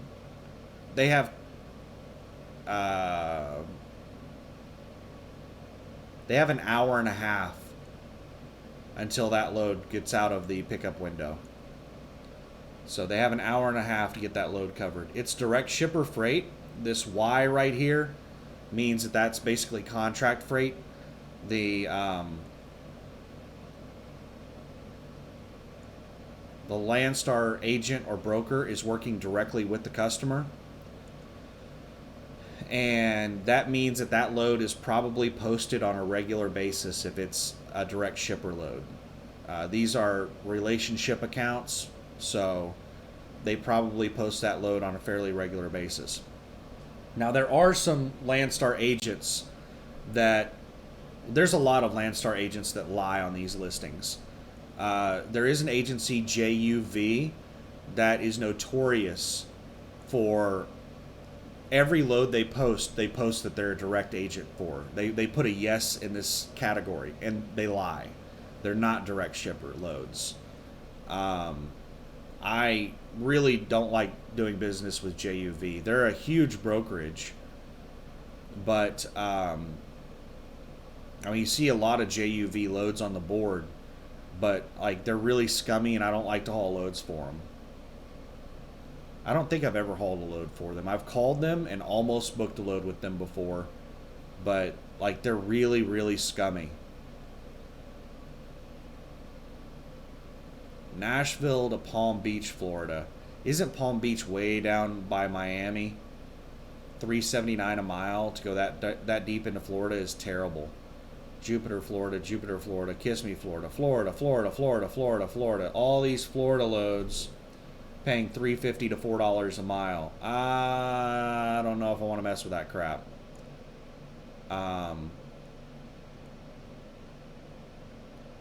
Here's another direct shipper load, $4 a mile, 12,000 pounds, Ashland, Tennessee, 17 miles from Nashville, going to Jasper, Texas. So this is another load that's probably there on a regular basis. Here's some more loads from Ashland. It's the same agency. It's a bunch of really light loads. 20,000 pound loads going to Prince George, Virginia, Auburndale, Florida. No, wait, the Auburndale, Florida is a different agency. But it's a really light rubber load. Plastic or rubber, 5,500 pounds, $4.27 a mile going from Huntsville, Alabama to Auburndale, Florida. Auburndale is the Lakeland, Florida area in between Tampa and Orlando in Central Florida. I've gone there a few times. There's a lot of light loads coming out of this area. A lot of loads going to Florida. Florida, Virginia, and Texas seem to be the main destinations.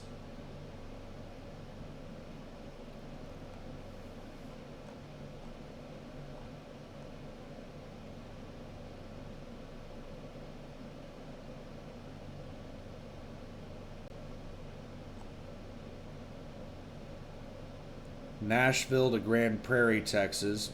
Another contract load or direct shipper. Fayetteville, Tennessee to Ocala. It's another... Just a second, I need to blow my nose. Alright, we're back. So there's a lot of direct shipper freight in this area. So you should have a lot of consistent loads. If you like multi-stop loads, Madisonville, Kentucky to Amana, Iowa. This is direct shipper. Has 2 extra stops. $4.70 a mile. Let's see if they're lying on the mileage. Fuel is an estimated amount we pay for a truckload rate regardless of the weight. What the fuck does that mean?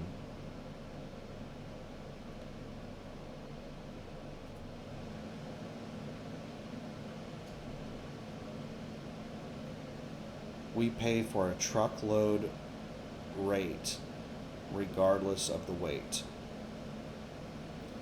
I think that basically means that they can put as much as they can fit in the truck. Weight doesn't matter.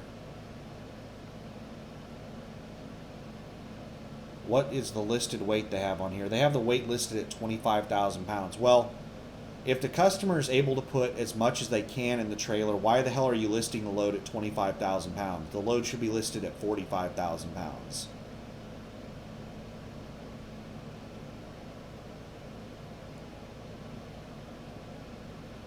The fuel surcharge is estimated.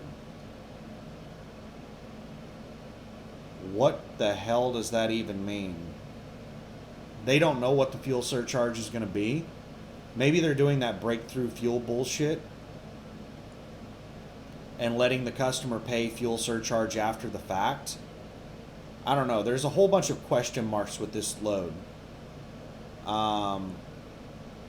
They're paying $75 per stop for stop pay.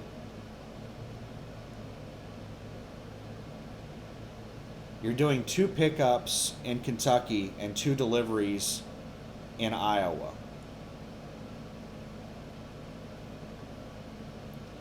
So the mileage is probably somewhat accurate. I'm not going to bother putting it into like Google to find out how far off they are on the mileage. But there is probably more mileage than what they're accounting for right here.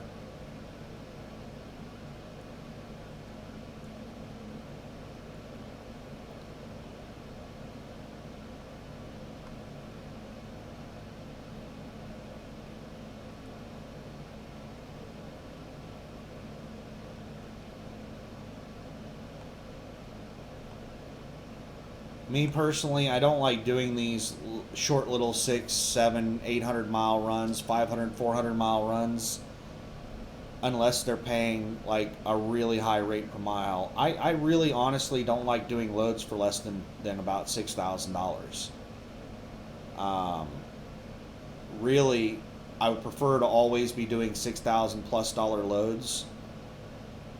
And I'm willing to do $4,000 loads to get me into an area where I can get bigger paying loads. But I don't like doing a bunch of little loads. I would prefer to do only 1 or 2 loads per week that just pay really well.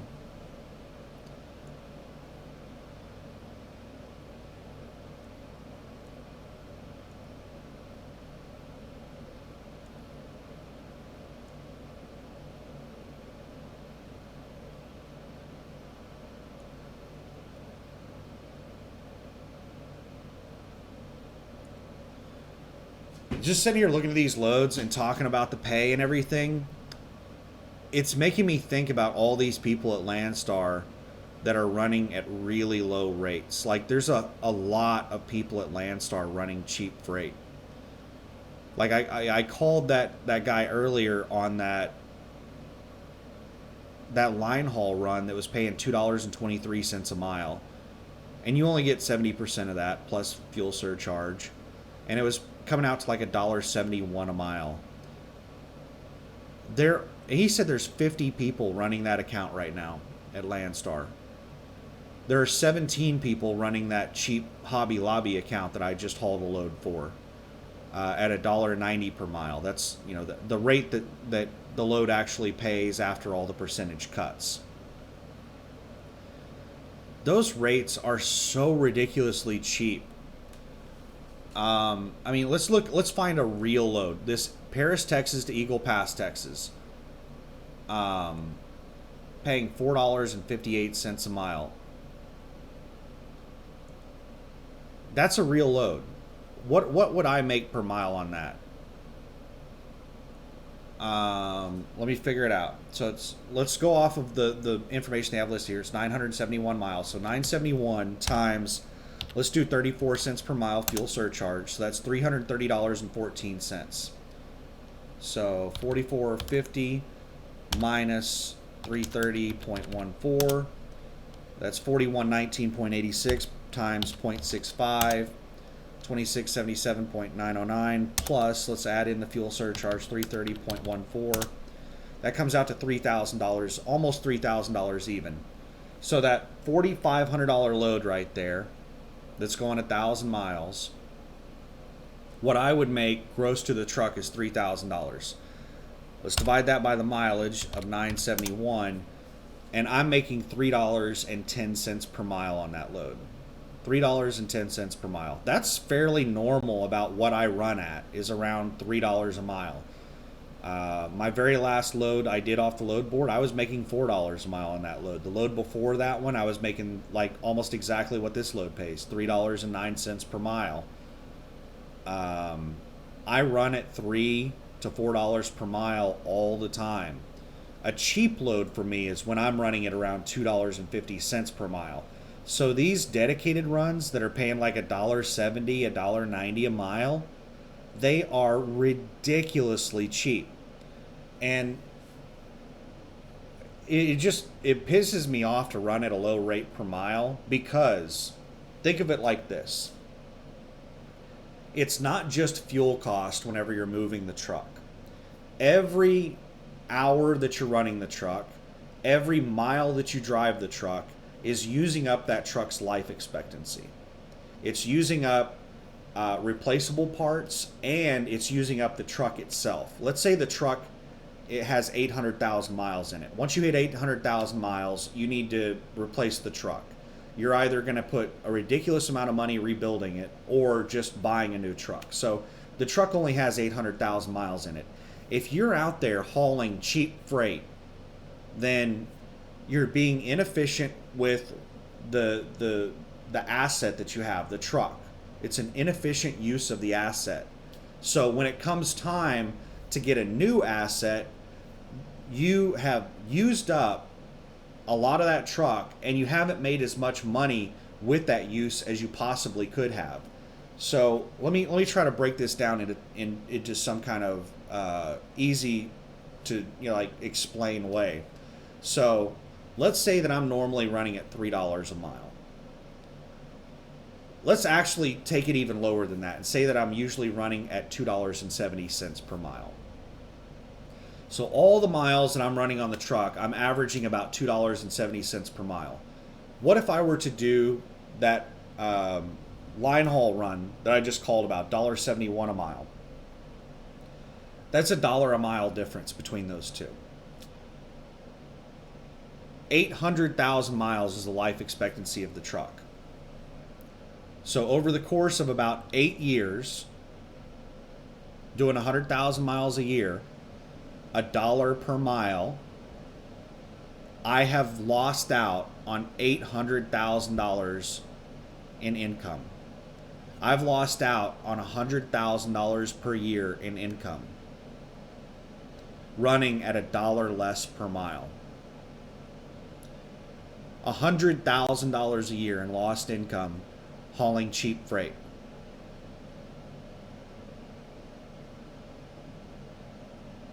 That kind of puts it into some kind of context on how much difference you're looking at on what these terrible dedicated runs are paying. But a lot of people do those dedicated runs just because they don't want to deal with brokers. They don't want to have to look for loads on the load board. You know, a lot of people find the load board frustrating. A lot of people find dealing with brokers frustrating. And they just try to find a simple way out. And they end up like hauling really cheap crap. They do terrible runs, these terrible dedicated runs, just to avoid having to do things that they don't want to do. And, you know, to each their own. Like, if that's the way they want to run their business, they can. It's just like me. I take a lot of time off. That's how I run my business, is I just take an incredible amount of time off. For other people, that's ridiculous. You know, like, you're losing out on so much money by sitting around so much. Yeah, that's true. I do miss out on a lot of money by sitting around a lot. But, you know, that's what I choose to do. And a lot of people choose to haul cheap freight because that works for them. And I think that's ridiculous. Like, I think it's an incredibly inefficient use of their asset. I'm not using up my truck. Well, I'm using up very little of my truck. The APU is still running to keep the batteries charged when I sit at the house for 3 weeks. And there are still things that deteriorate over time, like rubber hoses and stuff. They still deteriorate over time, whether or not they're being used. So they're, like tires and stuff, they still deteriorate whether they're being used or not. They'll get brittle, they'll get hard, and they'll still need to be replaced. Would you feel very safe running on brand new tires that are 50 years old? No, I wouldn't feel very safe running on brand new tires that were 50 years old. um, Especially they've been sitting outside in the weather that whole time. Now, if they've been like sealed in some airtight packaging for 50 years or something like that, then maybe they might still be in good condition. But yeah, it's to each their own on how they want to run their business. But like hauling cheap freight is not for me. I would rather. I try to use my asset efficiently. My truck. My truck is an asset, and I try to make efficient use of it.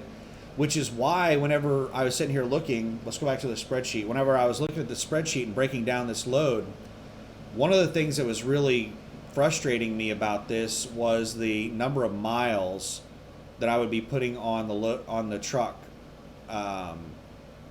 per year.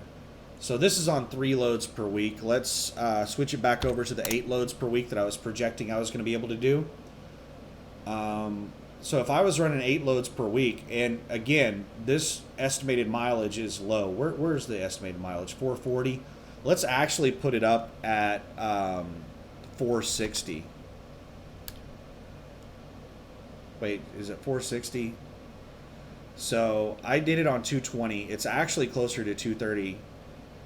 Yeah, 460 would be a closer estimate. So it's around 3,700 miles per week. And that's still probably a little bit too low. But that's almost 200,000 miles a year if I were to run that load every week. And I could do that because I could take a 34 at home every week on this run. So I would have a day and a half off every week. I would still, even if I was running this load 52 weeks a year, not taking any time off, I would still have more time off than your average over-the-road driver that takes 1 day off per week out. They go out for 3 weeks and then home for 3 days. I'm doing a day and a half off to 2 days off every week is what I was projecting. Now I'm not actually going to be able to do that because it just takes too long to do a load. So if I was taking a day and a half to 2 days off every week, I would really only be doing closer to 6 loads.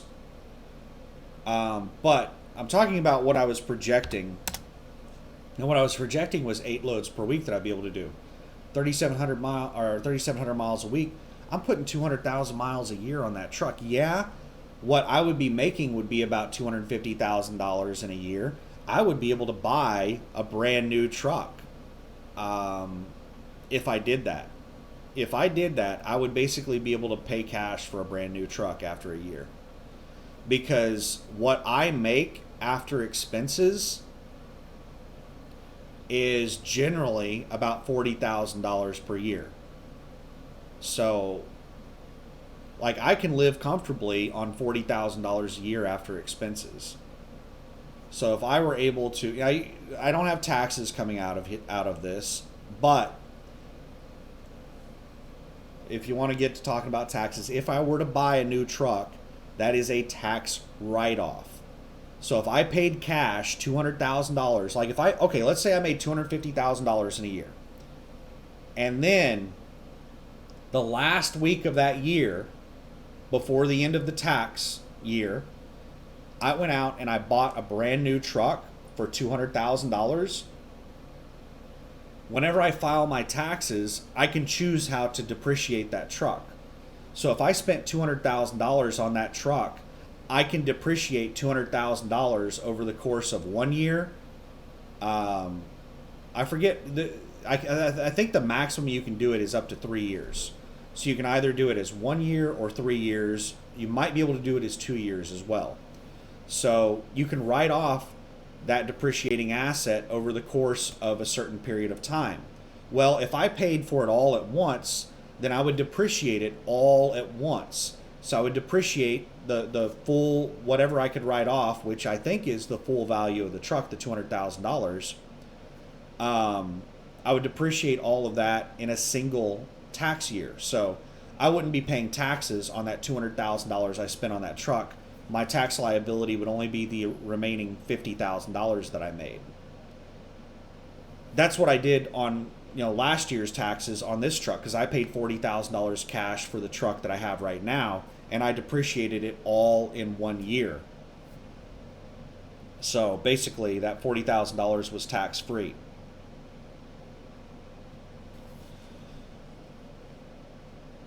If that makes any sense. It was all expensed out in a single year. So a lot of people are under the impression that you should do leases on trucks so that you can write off your lease payment as an expense. Well, if you buy a truck, you can also expense out the cost of that truck as a business expense. You just do it differently. I've actually had somebody in the comments on one of my videos tell me I'm stupid for paying cash for a truck, and that I should just buy a brand new truck and lease it so that I could write off my lease payments. There's a lot of people that just don't understand how to run a business. They don't understand like the basics. Like I don't know everything. There's a lot of stuff that I don't know about running a trucking business, but like, man, the basics, you need to understand the basics to run your business successfully. Otherwise, you're going to go out of business. And these are just some basic things. So yeah, I would use up the remainder of my truck. If I were to put 200,000 miles on my truck right now, over the next year, my truck would be done. I would have to get a new truck. I would be at a point where the truck would basically need a rebuild. So, but the thing is that if I bought a brand new truck after that 1 year, that truck should last me like 5 years. So I would be good to go for 5 more years. So anyway, I'm planning on getting out and running a lot more than what I have been running, so that I can put myself in a position where I can buy a new truck. That is something that is on my agenda. And also, like I talked about in the last video, my trajectory for my business has changed. Landstar is no longer my end game. I'm going to start working toward getting my own authority. So over the next couple of years, there's a lot of things that I want to do. I want to buy a trailer. I want to buy a new tractor, and I want to get my own authority. That's money. Money makes all of that happen. All of that requires money. I emailed the guy on the trailer, or I called the guy on the trailer again. So Landstar has a deal with Great Dane where you can buy brand new trailers direct from the manufacturer, and you get Landstar prices on the trailers. I don't know if I get the, if I'm only paying what Landstar pays for the trailer, or if it's just a heavily discounted, because I'm sure Landstar gets ridiculously cheap costs on everything because of how much stuff they buy. They have a lot of leverage in negotiations. But supposedly, we get some really good deals on brand new Great Dane trailers through Landstar's LCAP program. LCAP is their program for discounts on everything. They do the fuel discounts, tire discounts, trailer discounts, tractor discounts. They do discounts on everything. So I am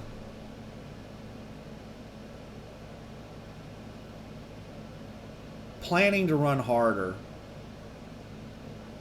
to make more money. What I was saying, the Great Dane guy, I forgot what I was saying. All right, I remember what I was saying now. The Great Dane guy. So I called Great Dane last week, the representative that does the Landstar account, and I couldn't reach him. Left voicemail. A couple days later, he returned my call, and I wasn't available. He left a voicemail. In his voicemail, he told me that they are not going to have any trailers available until next summer. So a year. They don't have any trailers available for a year. He said that he already has a waiting list, and he said that he can put me on the waiting list if I want. Give him a call back. So I tried reaching him, called him right back 5 minutes after he called me, and I couldn't reach him. So I left him a voicemail. He did not return my call the second time. So today I called him again and left another voicemail asking him to contact me. I want to know what the program details are so that I can figure out if I want to be put on the wait list. I don't want to wait a year and then find out that, oh, this program sucks and I need to figure out something else. I need to know what the program details are. Like, what is the trailer going to cost me? I need to know the details. So hopefully he'll contact me back in a couple of days and I will, not miss his phone call. But anyway, this video is running up on 2 hours. I need to wrap this up. So what's going on is I'm at the house right now waiting for trailer utilization to get me a trailer, and I really am I have no idea. This is the reason that I don't like dealing with trailer utilization, is because right now I'm running on somebody else's schedule. I have no idea what trailer they're going to offer me, where it's going to be at. So the very first trailer they offer me, I may not be willing to go there and pick up the trailer. They could tell me there's a trailer available in, Mexico. I'm like, no, I'm not going to pick up that trailer. It's the first available trailer in the region that I'm in, and the regions are quite large. So I'm not going to drive anywhere to pick up a trailer. I'm not going to drive to like Denver, Colorado to pick up a trailer, because that's going to be 500-600 miles, and then I'm going to have to deadhead probably 500 or 600 miles to get a load. I'm not going to drive 1,200 miles to get an empty. I'm not going to drive 600 miles to get an empty like I did last time. Well, I might drive. What I'll do is whenever they give me whenever they tell me where a trailer is at that they have for me, I'll go check the load board and I'll see what loads are available in that area. And if there are really good loads available, then I might be willing to drive 500 or 600 miles if there's like a really awesome load down there. I don't know. Well, we'll just have to see what happens. But I'm not really wanting to go down into Texas. I am sick and tired of driving through Dallas. So if they want me to go all the way down to Laredo again to pick up a brand new trailer and then deal with the drama that I had to deal with last time I picked up a brand new trailer, almost every trailer I picked up at Landstar, I've had to put it in the shop whenever I picked it up to get a DOT inspection, to get work done on it. Like every damn trailer I've had to put it in the shop whenever even the brand new trailer that I picked up, it was overdue for a DOT inspection. I had to put it in. It took me several days to get that DOT inspection done because Landstar didn't have it in the trailer number. They didn't have it registered yet in the company. Like, it didn't exist in Landstar's database. It took them like 3 or 4 business days to process the trailer to get it into Landstar's database before I could do a DOT inspection. And like, I had tried to get a DOT inspection done. I wasted like a whole day trying to get a DOT inspection done. And then I was going back and forth trying to figure out when they were, getting it put into the system so that I get there was so much time I wasted on that first brand new trailer. And pretty much every trailer since then, every time I've gotten another trailer on a drop-in hook, I've had to put it in the shop. It's just really frustrating. I would really just like to get my own trailer. And but anyway, the focus right now is I need to start making money. I need to start making some pretty good money. I need to stop taking so much time off when I'm out on the road. Oh, that reminds me. I'm not sure I talked about it in a video, but let me show you. I did a more detailed breakdown of my days off.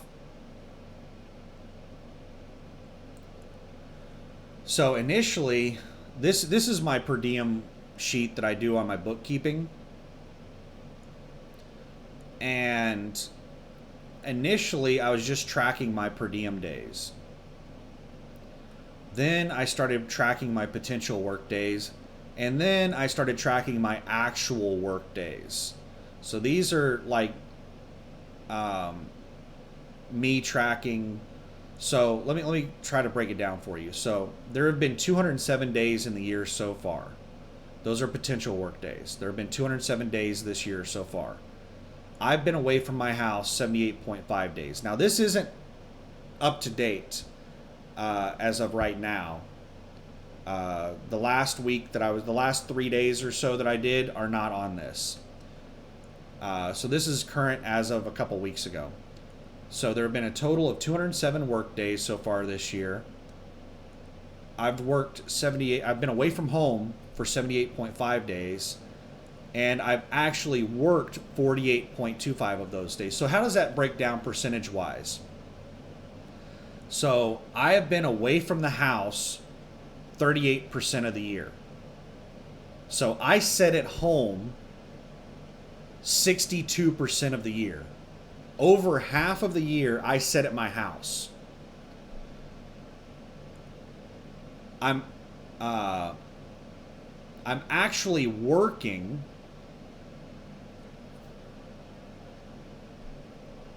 F3 F2.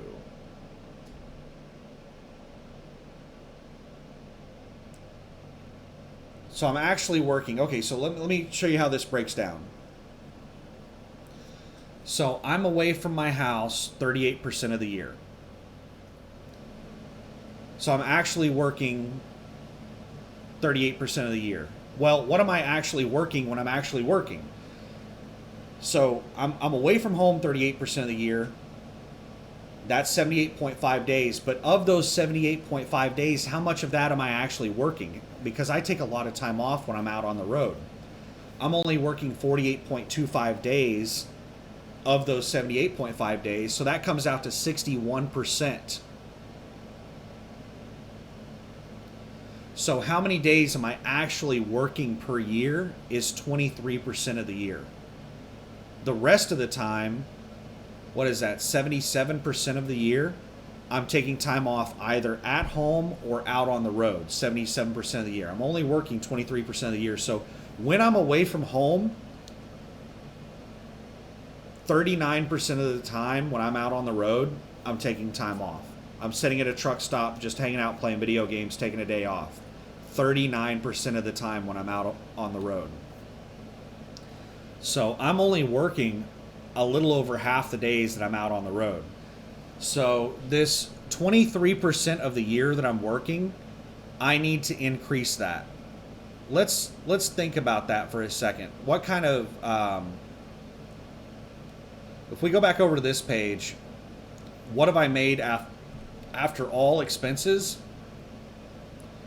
Well, I've made about $20,000 a year after all expenses, because per diem is not an expense, it's just a tax write-off. My income, my taxable income, is $16,300 on the year. What I've actually made has been about $20,000 after expenses this year. So $20,000 is what I've made working 23% of the year.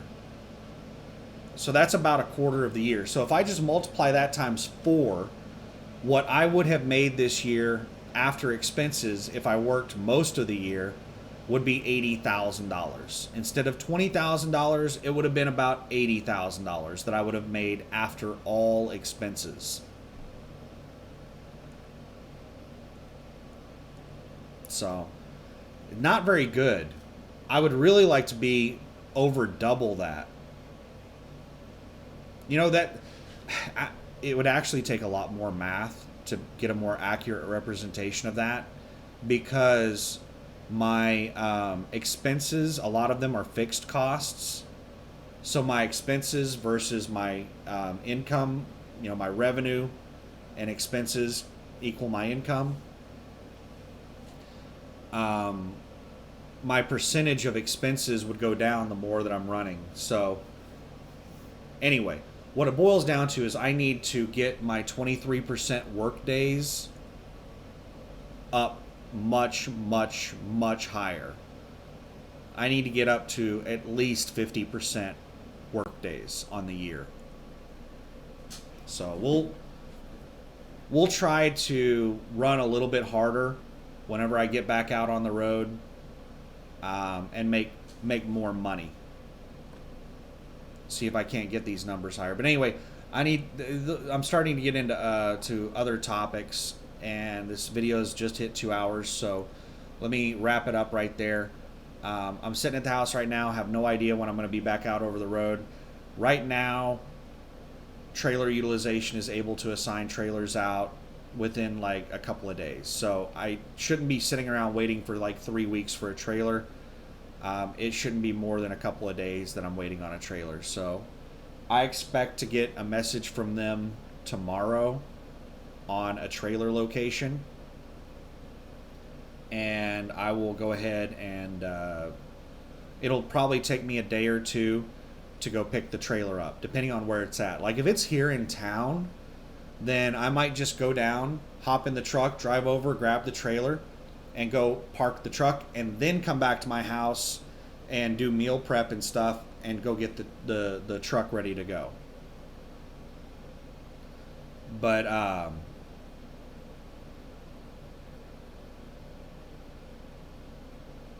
yeah, anyway, that's I don't know. I'm just thinking about a lot of things. Anyway, let me end the video because I got a lot of things I'm thinking about. I'll keep rambling, but anyway, thanks for watching. Have a good one. Hope you're having an awesome week, and hopefully freight starts picking up. Now, one last thing to end this on is a lot of people are talking about projections into the future. We have a lot of things happening right now that are going to be affecting us. OPEC is talking about increasing production to get the fuel prices back down. We've already seen a huge spike, like fuel dropped like 20 cents per gallon when OPEC said that they were going to meet and talk about increasing production. Then it rose back up a little bit after that, but on Bonneview, the TA in Bonneview, where I've gotten fuel the last couple of weeks, fuel dropped from like $2.72 a gallon down to $2.50 a gallon, back up to $2.56 a gallon. All over OPEC talking about production.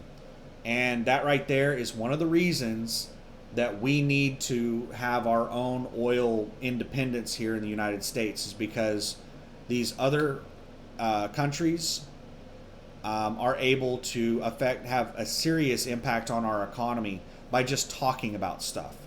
That was one of the things, I don't like getting political on here because everybody has their own stupid belief system.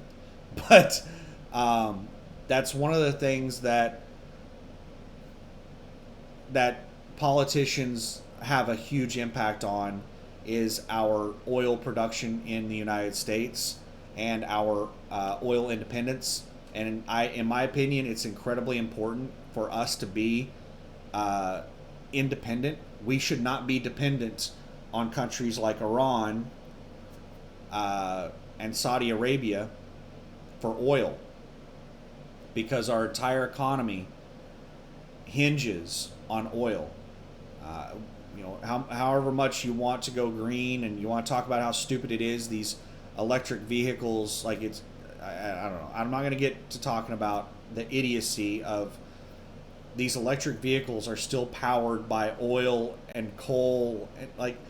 How do you think electricity is made, you fucking idiots? Anyway, and it's just like the idiocy of electric vehicles just blows my mind. But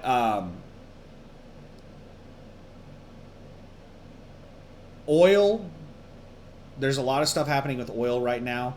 There's a lot of people predicting a market correction to be happening toward the end of this year or early next year. And they're talking about supply chain issues that are going to be happening for several years in the future. Like there are a lot of forecasts saying that there's definitely, pretty much everybody's saying that there's going to be supply chain issues throughout the remainder of this year. Some people are projecting that it's going to be going until at least halfway through 2023 or 2022. And then there are other people predicting that it's going to be like this for the foreseeable future until like at least 2024, which is as far out as they're doing models. So these supply chain issues, how they're going to impact us. So there are increased shipping rates that the end customer is paying increased shipping rates. That doesn't always mean that we're going to be getting more pay on a load though, because if there is tightness in the shipping market, then let's say one of the places that are paying increased shipping cost is containers. The cost to move a container has doubled, tripled, quadrupled in some cases.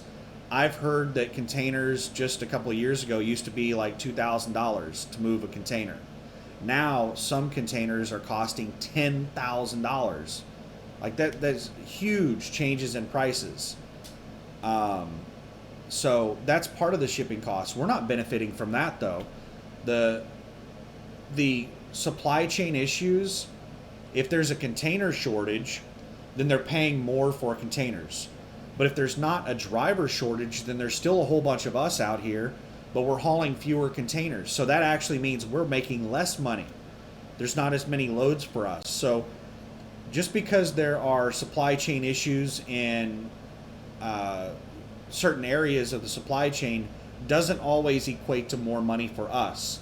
As long as the number of drivers is good and everything else around us goes down, then we're actually probably going to suffer from supply chain disruption with lower freight rates. The main thing that our freight rates are based on is the number of drivers on the road and the number of loads available. So if we have supply chain issues where the number of loads available goes down, but the number of drivers does not go down, we're going to get lower rates. So all these supply chain disruptions are not good for us. Yes, they're good for FedEx and Evergreen and whoever else, because whoever it is that's doing the shipping containers and anywhere else that there's supply chain disruption that they're getting higher rates for, they are benefiting from this by being more efficient with what they're doing, but their total revenue may still be going down because they're not able to haul as many. So they're getting more for the few that they're hauling, but they're not hauling as many. So their total revenue may actually be going down. So the supply chain disruption in general is not good for anybody in the supply chain. And they're talking about this being a problem for a long period of time. Now, one thing that I do expect to see from this is that all of these companies that manufacture products are so desperate for materials that they will be willing to pay really high freight rates to get stuff there whenever availability does. So what we might see is a whole bunch of like semiconductors comes across on a container ship, and all the companies desperate for those semiconductors they're not going to want to wait around for 2 or 3 or 4 days or a week to try to find somebody willing to move a load at their normal rate. They're going to be paying top dollar to get somebody to get that container and get it over to their factory as soon as possible. So that's the kind of stuff that we could be seeing that is going to be good for us on freight rates is desperation. There's going to be a lot of companies desperate for stuff, so when product does become available, they're not going to want to wait any extra time to get a cheap freight rate. They're going to just be like, pay whatever you need to do, whatever you need to pay to get it here right now, because we're losing out on so much money every day that we wait on this. So those are things that I think right now are happening already and are going to continue to happen, and those are things that are stabilizing the freight market. Is desperation. Desperation is stabilizing the freight market, because in general I think we have a lot fewer loads in the freight market right now but desperation for products is allowing the freight market to stabilize. People just want things there as quickly as possible. They don't want to wait around for somebody to haul that cheap load so that they can save a little bit of money on the freight cost. The amount of money that they're losing on the product not being there is more than the additional freight cost to move it quicker. So anyway, those are just some off the top of my head projections on what could be happening in the near future. But one of the things that really concerns me is most people have no idea what is going to be happening in the future. So generally, whenever you hear everyone saying the same thing, they're generally wrong. And right now, almost everyone is saying that there's going to be like a market crash. There's going to be a huge economic downturn, possibly like a market collapse that's going to be worse than the 2008-2009 crash. A lot of people, almost everybody, is saying there's going to be a massive market correction as early as this fall, or by the end of this year, or early next year. They don't know when exactly it's going to happen, but they're saying the housing market is about to crash. I think the bond market is about to crash. Like there's a whole bunch of market bubbles that we have going on right now, and they're saying that the signs are showing that everything's just about to go down. And there's a whole bunch of other things like I heard that like a district court ruled on the moratorium for foreclosures and ruled that it was illegal. So the landlords have been suing to stop the eviction. So I think it's been going on for about a year and a half that you can't evict somebody from a house or an apartment. So there's a lot of people that have just been sitting in apartments not paying rent for a long time. And a lot of these apartments and these houses, it's not some large corporation. It's usually small business owners like you and I that are renting out these houses and renting out these apartments. And like these idiots that do this stupid stuff, like say where you can't foreclose on anybody, and they're like, yeah, we're saving you from these big bad evil rich people. It's not big bad evil rich people. The majority of this country is run by small businesses. So whenever they do stupid shit like this, it's just hurting small businesses. It's hurting people like you and I. Imagine having like 5 houses that you rent out, and that's like your entire business income, and 2 of those houses have tenants in them that haven't paid rent for a year. Like, what kind of financial position would that put you in? That would be very stressful. You would be on the verge of like filing bankruptcy. You can't evict them, and I think the banks also are not allowed to foreclose right now. So the banks can't foreclose on you, and you can't evict the people, but you can't make your payments because, like, you're not getting enough income. You're just barely getting enough income to pay for the loans on a couple of your houses. You're not able to pay all your loans. So yeah, there's been a court that ruled against the moratorium, and I don't know if they said it was illegal or whatever, but they basically shut it down, and it hasn't gone into effect yet, saying that the government cannot do that. But they have ruled against it, but it hasn't gone into effect yet. Whenever that goes into effect, I've heard some really crazy numbers on the number of people that are going to be getting evicted. I've heard numbers of like 11 million households. That's not 11 million people. That's 11 million households. You can easily double or triple that number based on families. A lot of these households are going to be 2 people minimum. Some of them are going to be 3, 4, 5, 8 people. So I think you can easily triple that number if 11 million households. And I've heard numbers higher than that. I've heard like 30 million. severely delinquent households that are on the verge of getting evicted. So, I mean, you're talking like, what do we have, like 400 million people in this country? I mean, the population is constantly growing. I don't track it, so I don't know exactly how many people we have in the U.S. anymore, and neither does the U.S. government, because we have so many illegal immigrants in this country. So we don't really know how many people are in the country. But last I heard, we were somewhere in the 400 million range. If we have, 20 million households that are about to get evicted, and each one of those has on average 2 people in it, 40 million, 10% of the population is about to get evicted.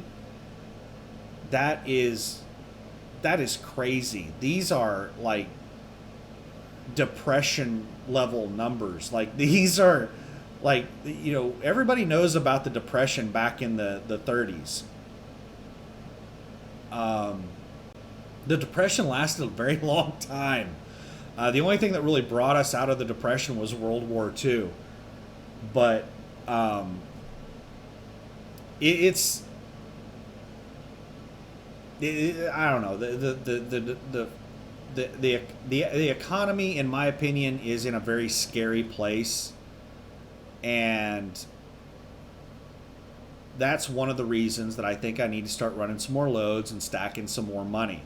I'm in a very good position in that I don't have a lot of debt, and I do have money set aside, but I think I should stack some more money, because there's a whole lot of things that could happen in the near future. If we have another 2008, 2009 crash happen, or something worse, a worse crash than that, and we have 20 to 40 million people get evicted, 20 to 40 million new homeless, and the number of people in a household might actually be a lot higher than what I'm estimating, because one of the things that's been happening over the last decade is that a lot of people have been moving in together. So you have more than one family living in a house. You have 20, 30-year-old adults moved back in with their parents. Like, there's a lot of people living with their parents into their 20s, 30s, and 40s now. There's a lot of people living with friends. There's a lot of multiple families living in a house. There's a lot of stuff that are, people are embarrassed to really disclose their true situation. So, you're not going to get the true situation on Facebook and all these other places. These people don't want to put that out there. A lot of people pretend like everything's great. But once you find out the details about everybody's life and what's going on, it's scary. Like, the poor positions that they're in. They're like 30-something years old living with their parents. Maybe they have a wife and kids. They're 30, 40 years old with a wife and kids, and they've moved in with their parents. So there's... The house that I'm in right now, that's exactly what happened to this house. Is there was an older couple that owned this house. They had 3 kids that moved out of the house, and then the 2008-2009 crash happened. All 3 of their kids moved back into the house. One of their kids was still single. Their other 2 kids had families. There were a total of 12 people living in this house whenever I bought it.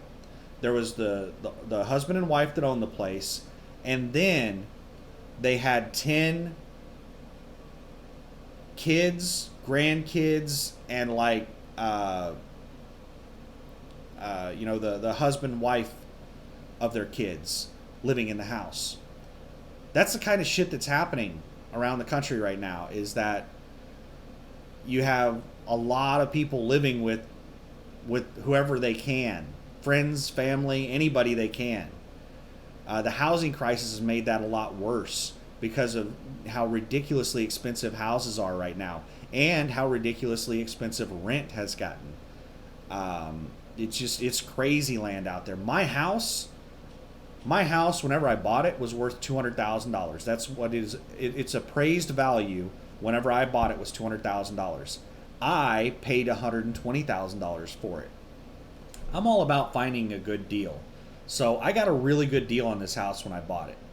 What this house is worth right now is $250,000 to $300,000. Like, and it would probably sell well above that. Its estimated value is $200,000 to $300,000, or $250,000 to $300,000. And I am just constantly bombarded with text messages, emails, flyers on my door with real estate agents trying to buy my house. It's just like real estate is crazy right now. Everybody's trying to buy absolutely everything that they can, and they're willing to pay almost anything for houses. And it has driven the prices up to astronomical levels. Yeah. Now, some people might think, why don't you just sell your house? What about my truck? I bought my truck well below market when I bought my truck. My truck was worth about $60,000 when I bought it. I paid $40,000, and now you can't find trucks. So the market for trucks is bloated, and they're overpaying for trucks right now. My truck is worth about $80,000 right now. So some people might be thinking, why don't I sell my truck and make $80,000? My truck is fully paid off. I could make $80,000 off my truck right now. What about my house? Why don't I sell my house for $300,000 and make $180,000? I paid $120,000 for it, and I could make $180,000 profit on it right now. Why don't I just sell these things? Well, if I sell my house, am I going to go buy another house? What kind of house am I going to be able to get?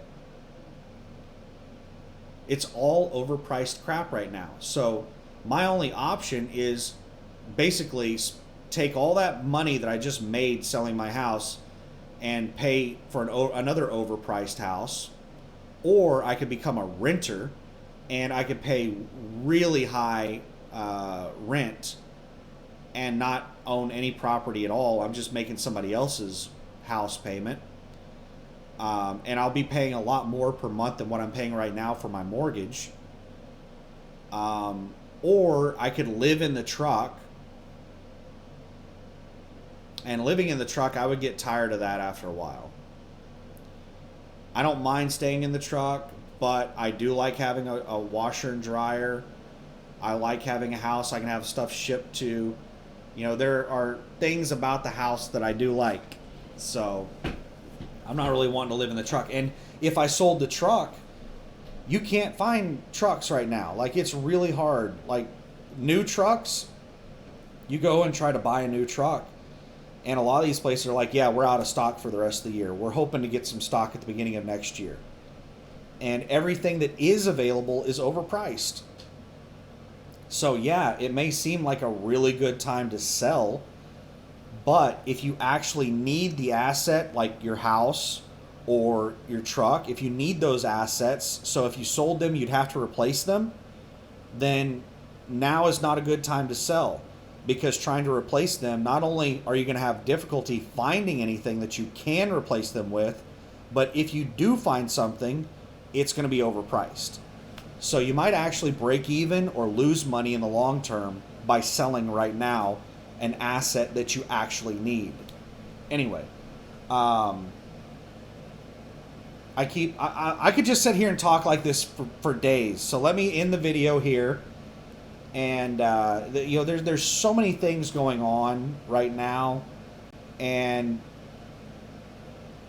I highly recommend that you just have a basic understanding of what's going on in the world in relation to how it affects your business and your livelihood.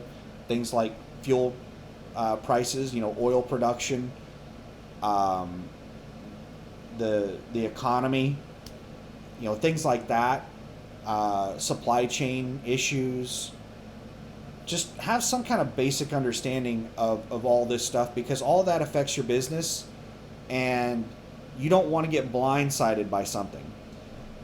If we're on the verge of a major market correction where the economy is probably going to tank, and freight is going to, go down significantly, do you really want to be going out and investing in some things that you can barely afford right before the market tanks?